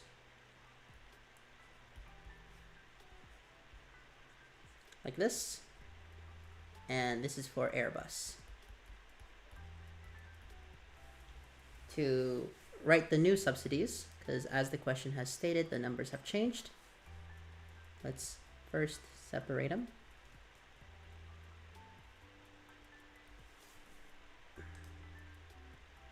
The new numbers will be 5, 5. Don't produce and produce will be 115, 0. And here will be 0, 115. And this will still be 0, 0. That's the new matrix with updated payoffs. So that's question 2 from exercise 6, part A. And now we need to do the next section. These are really long, by the way. Just saying that right now.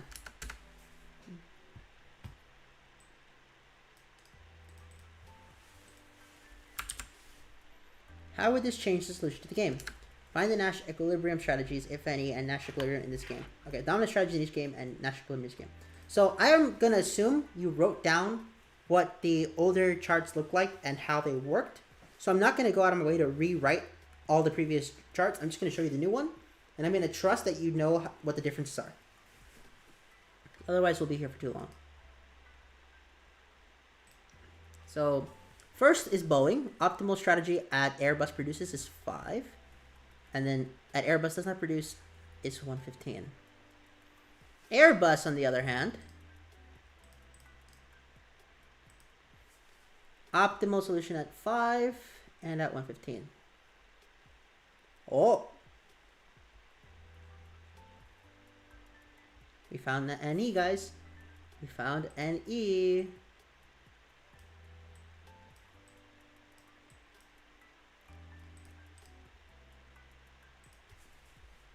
Because this is also, this actually isn't a prisoner dilemma game for any of you who are curious. Because the punishment here doesn't correlate here. So we know that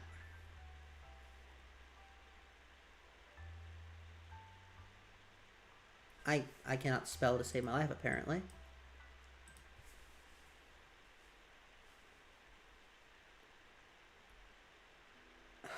Darn it.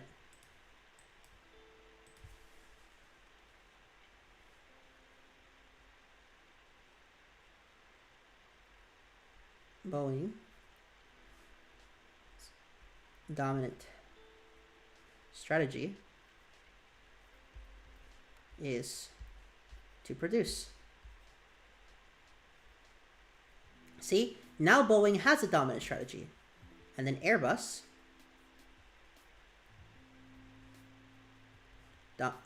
dominant strategy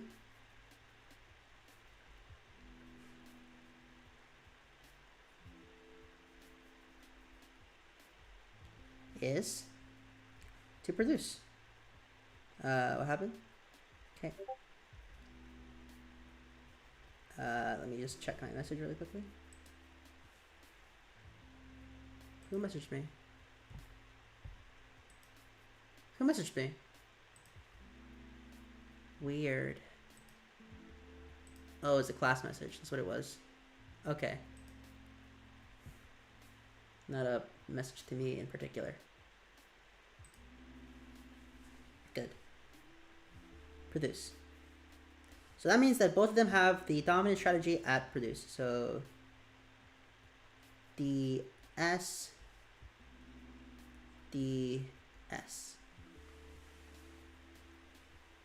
And we found the new Nash equilibrium of the game here. So Nash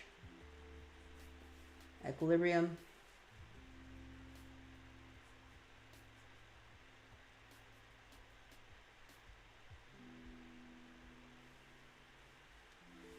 at produce, comma produce. Good. So what is the actual outcome of this game? Well,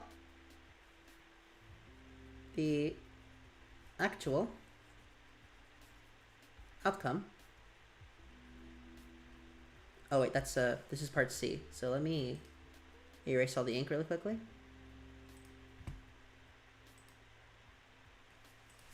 Okay. What is the actual outcome of this game?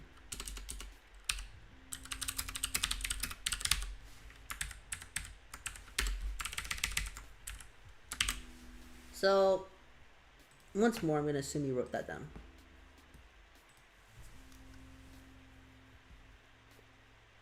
The actual outcome of this game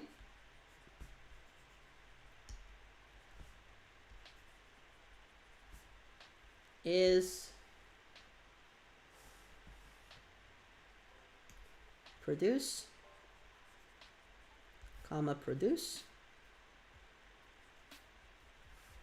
with respective outcome of 5, 5. And that is exercise 6. Pretty simple, actually. Very, very simple exercise, but very, very long and tedious, okay? A lot of these exercises are not very hard to do. They just take a while.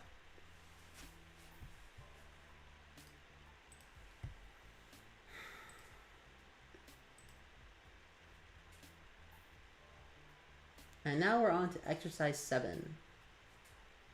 Yay.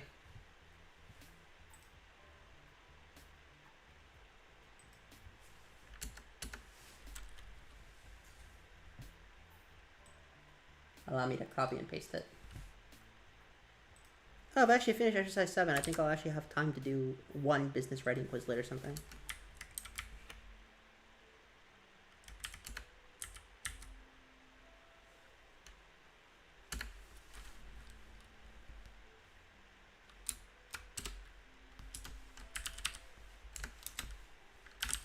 Let me write this down because this is going to take a bit of time.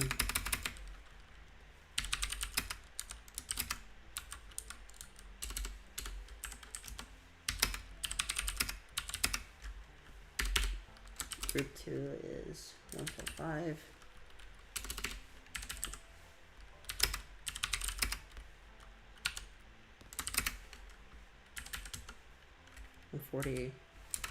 The arc develop forest park develop. This will be develop forest park.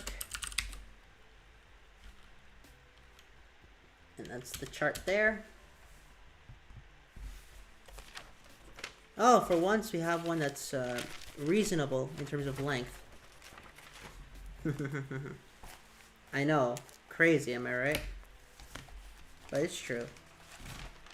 It is absolutely true.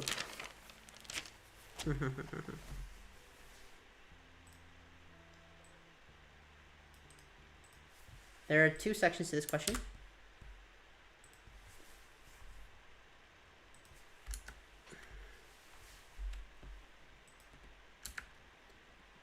Darn, even Grammarly hates this writing. This isn't even my writing, these are questions that were given to me. That's one. Now let's do the second one. And this doesn't count as intellectual theft because I am doing a transformative work. The transformative work is how someone would look at this and solve it themselves. Control D. Shit. Okay. This looks crazy, but I promise you it'll make sense now that we have it here.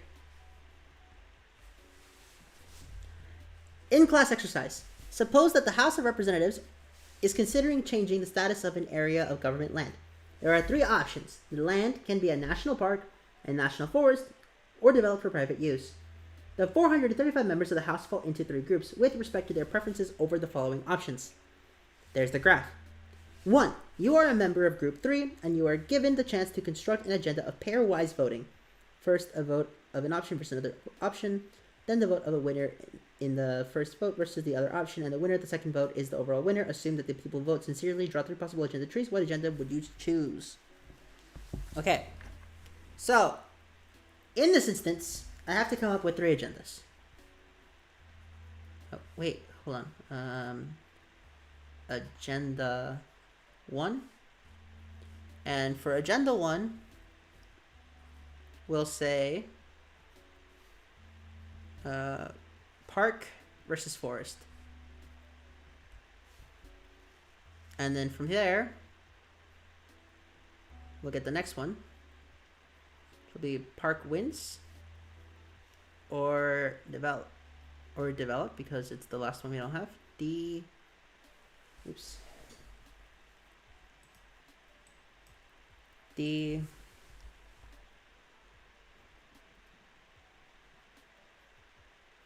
Good.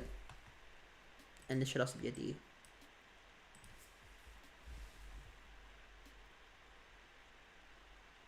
Like that. And then if this wins, this will be forest. Well, let's see.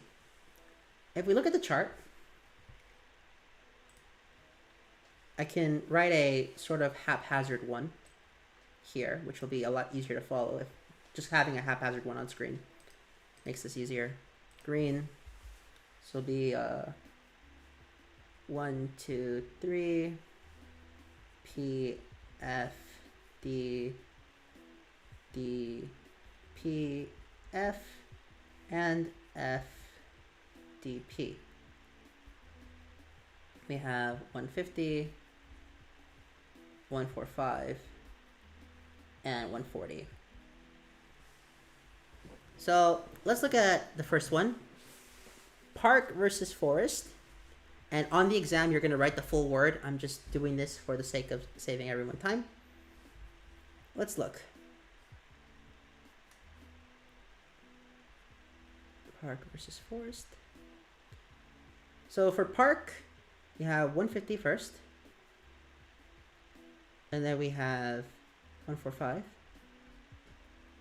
versus 140. So the total here is 295 versus 140. We go to the park. And now we have park versus development. Like so. Park has 150. And then development has 145. And then here development has 140. So as a whole, it is 150 versus, 285. So development wins here. Then we have to make agenda 2.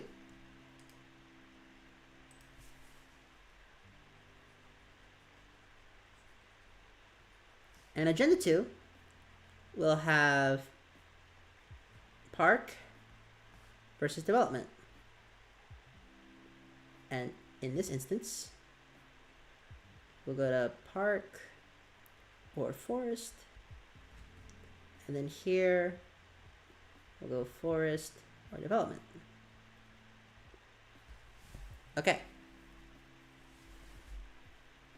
So let's do this one now. We know that based on the previous record between park and development, develop will win.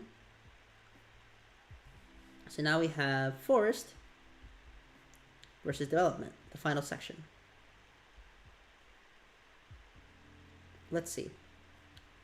Forest defeats development on the first one, so 150. And then development defeats forest in the second one, 145. And then forest wins here, 140. So here we have 290 versus 145. Cool. So in this instance, forest wins.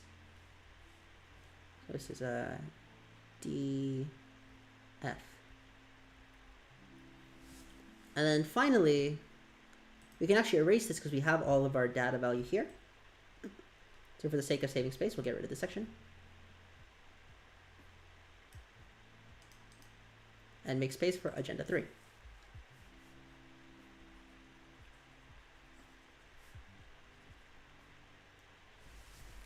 Which would be development versus forest.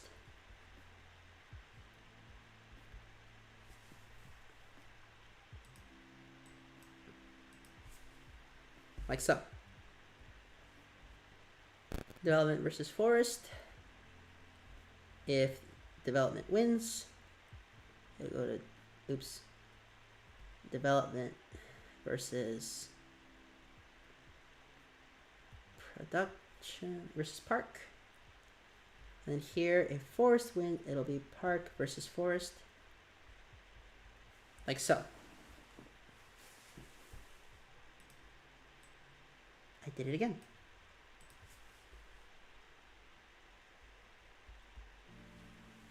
So now, let's check our math, okay? Between development and forest, forest wins. And between park and forest, park wins. So P. If we are a member of group 3, we want forest to win. So, assuming voters vote sincerely,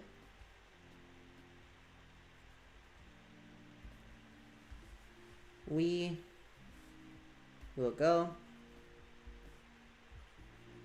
with agenda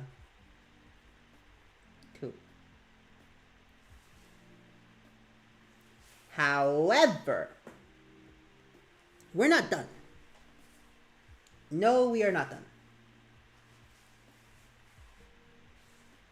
How does our answer change if people vote strategically? And for strategically, we'll use red. When you're voting strategically, you actually vote backwards. You vote backwards.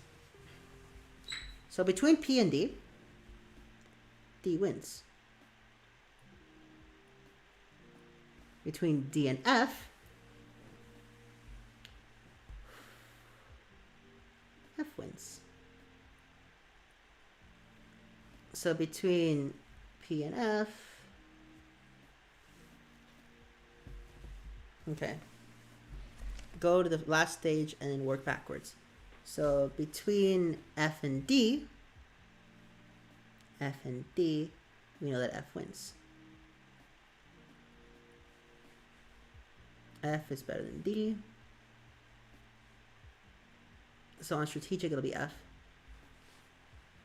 Then here, between P and F, P wins. Between F and D, F wins. Between P and F, P wins.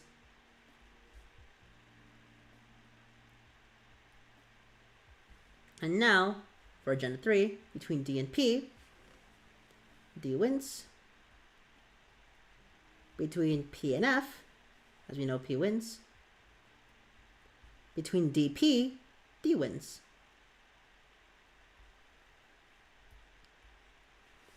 So, assuming voters vote strategically,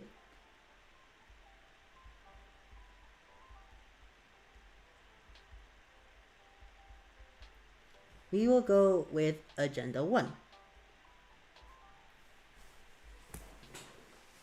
That's how you do it. That is how you do in-class exercise number 7. So that is all the in-class exercises for this class.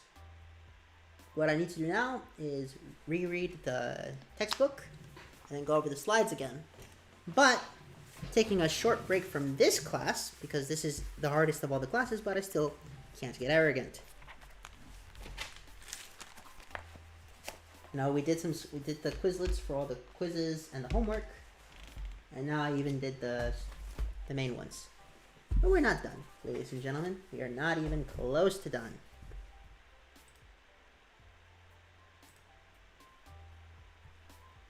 Where's my next thing? Okay. How do I go back? There we go. Library.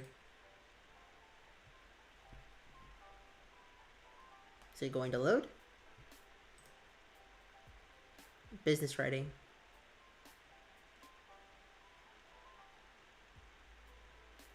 Hey, where's my business writing? Home.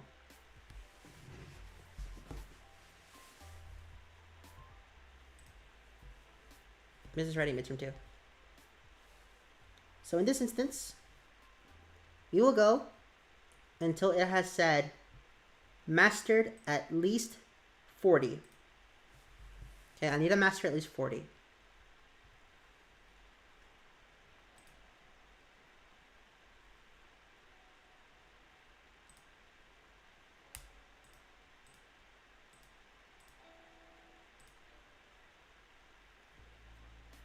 Is this the correct way I want to do it? Sure, that's how we'll do it. Allow me to move my stuff really quickly. Good.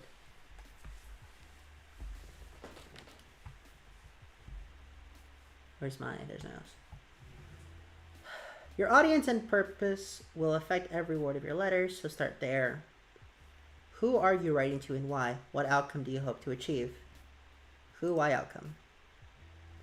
Because the memos from a legal record, especially policy memos, they should be clear, professional, and more formal than emails. Okay. Write test emails to make sure that your messages look good on both computers and smartphone tablets. Okay.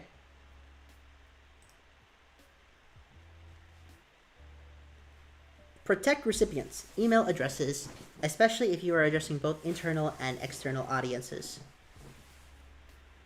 Hold on, what's BCC definition?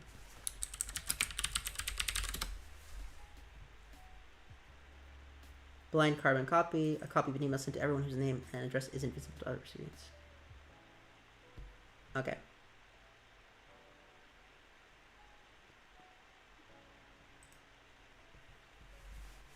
Often works poorly via email, both because it's impersonal and because it's easy to miscommunicate in writing. It's even worse when the participants are angry or upset. So, when to avoid emails discussing a sensitive / important topic. Structure and format, 205 points, 500 to 750 words, includes all required format elements, logo, return address, apology, 25 points. This is how you get an A. You recently completed an internship, so you need to update your resume for your next round of job applications. Highlight new skills, frame qualifications differently, determine bolder, less relevant content. This is a sample revision scenario 1. Academic and business editing. So I primarily work with graduate students, academic, professors, and business owners. Acker occasionally works with. What is the current work of Dr. Acker?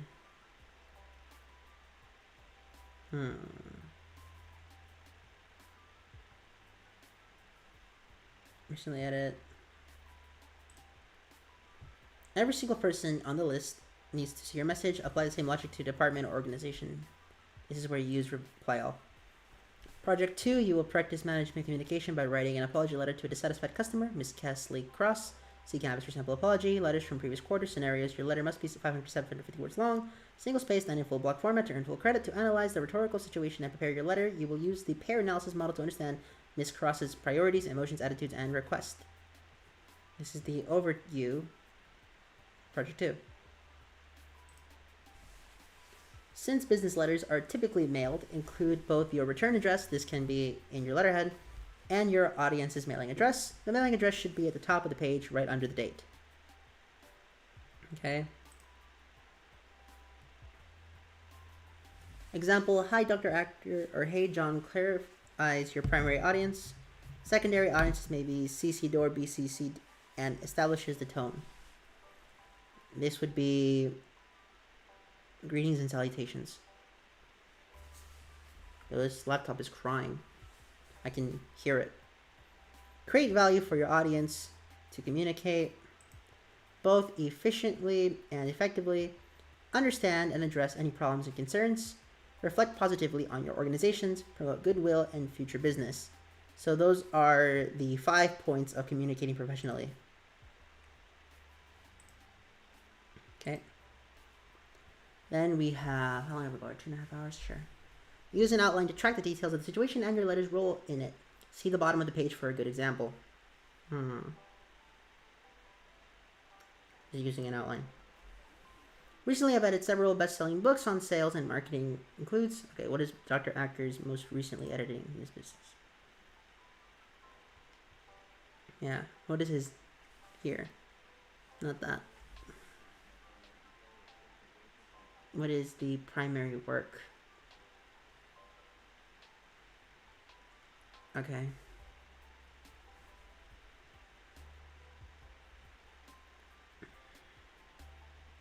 Let's go down again. Most businesses writing require clarity, precision, accuracy, correctness, and persuasiveness. What does business writing require? Lead with a buffer such as a thank you for your application or we enjoyed reading your article. Then state the bad news clearly and concisely. Don't give your readers false hope.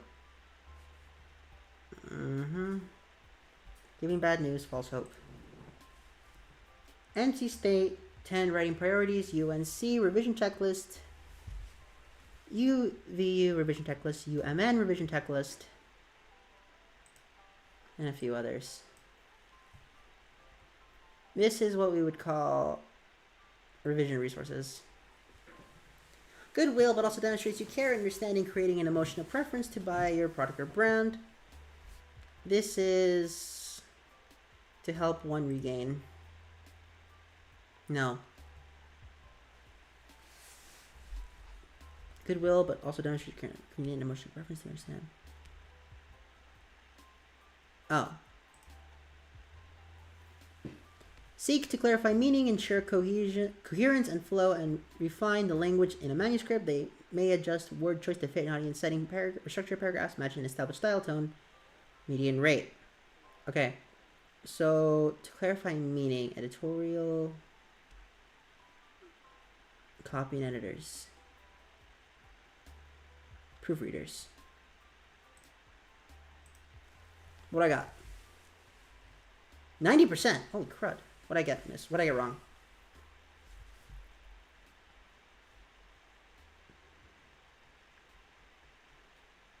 Oh, what are the regain? So in regain goodwill, but also, okay. And then it is editorial rules of line editors and copy editors. Okay. So I was wrong with 2. Take 2.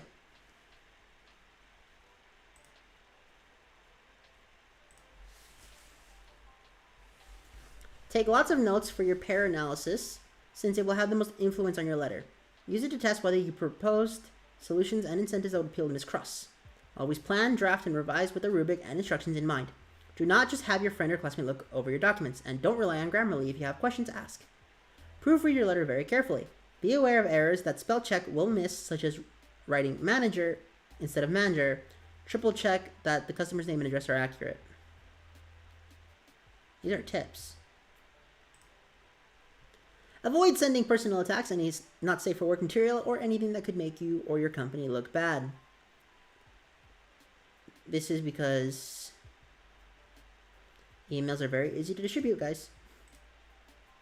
In this section, you'll explain how your management team has specifically addressed the problem Ms. Cross encountered, as well as how new business practices will prevent similar problems in the future. The details of those responses are up to you, but they should reflect KP's values, be appropriate to the situation, and apply your pair analysis of Ms. Cross's complaint. In other words, think about what kind of response would likely appeal to Ms. Cross and address her concerns about the company. What really bothered her about the situation and why?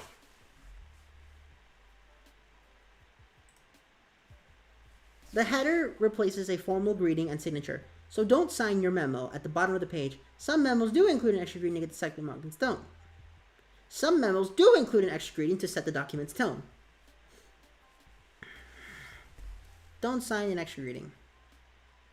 Also, for the previous one, it's apology letter addressing the problem. Use an outline to track the details of the situation and your letter's role in it. See the bottom of this page for a good example. Planning your letter using an outline. Improve the manuscript's organization and content along with its language. They might revise, reorder, cut, or expand material. In some cases, write new material.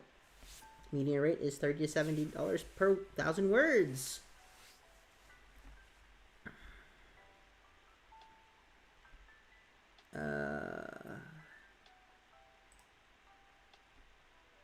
Yes, structural and development editors. Try not to use you too much to avoid accusing your reader of blaming them for the negative result. It can help talk about groups. Example, all scholarship students must maintain a 3.0 GPA, rather than singling out this individual. Giving bad news, avoiding accusation.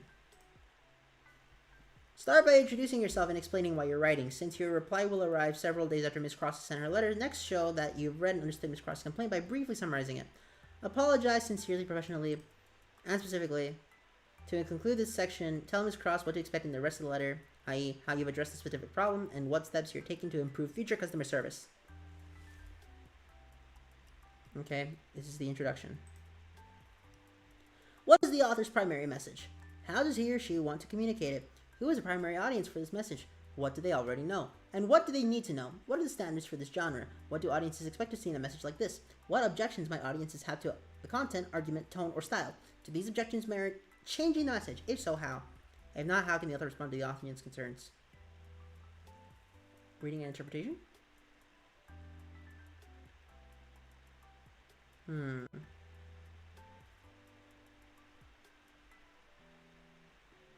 Messages and decisions or reading interpretation.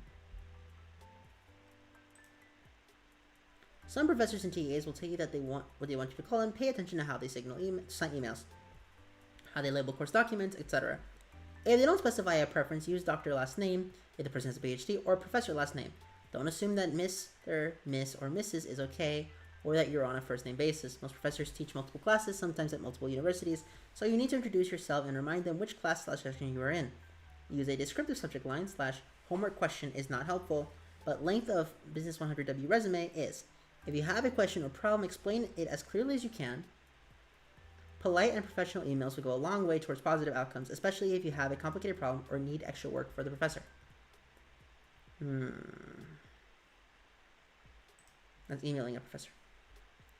Because memos form a legal record, especially policy memos, they should be clear, professional, and more formal than emails.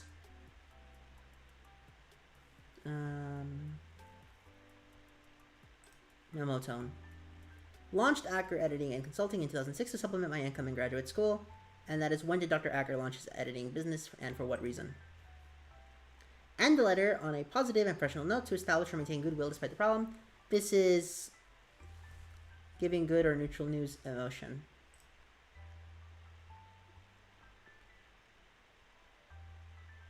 Yes. Wait, no. This is giving bad news. The ending. Protect recipient's email address even if you are addressing both internal and external audiences. Use BCC. Format, 500 to 750 words, includes all required format elements. All paragraphs are 100 to 150 words long. Apology, sincere tone, natural transition from intro, clear and specific, only present at the beginning and the end of the letter. Goodwill, clarifies letter's purpose, offers customer an attractive and appropriate incentive, addresses all of customers' concerns. Professionalism, 50 points. Tone, word choice, and attitude are consistently professional. Excellent you attitude. Grammar and style, 25 points. Few, if any, mechanical errors. Language flows well and is appropriate for the audience. Have a good day. Memos can still be friendly and positive since they are internal documents, but they function more like an official announcement than a conversation. Internal documents. Think carefully about what genre and audience would be most effective for your message. Does anyone in your office really need to see this? Could you communicate better with a phone call via email? When to avoid emails? Thinking about genre and audience. Writing is a process of discovery, and you don't always produce your best stuff when you first get started, so revision is a chance for you to look critically at what you have written to see if it's really worth saying, if it says what you want it to say, and if the reader will understand what you're saying. That is Why Revise by the UNC Writing Center. No more than 4 sentences each. This will improve readability, especially on mobile devices. Short paragraph structure in emails. Each memo needs a header, typically with elements from to, from, date, subject, or read. Introduces the job title in to and from. When you are addressing individuals, make sure your date is unambiguous. Example, May 3rd instead of 5/3/2022. Header. Wait. What I got? 95%. What I get wrong? Oh. Editing, reading, interpretation.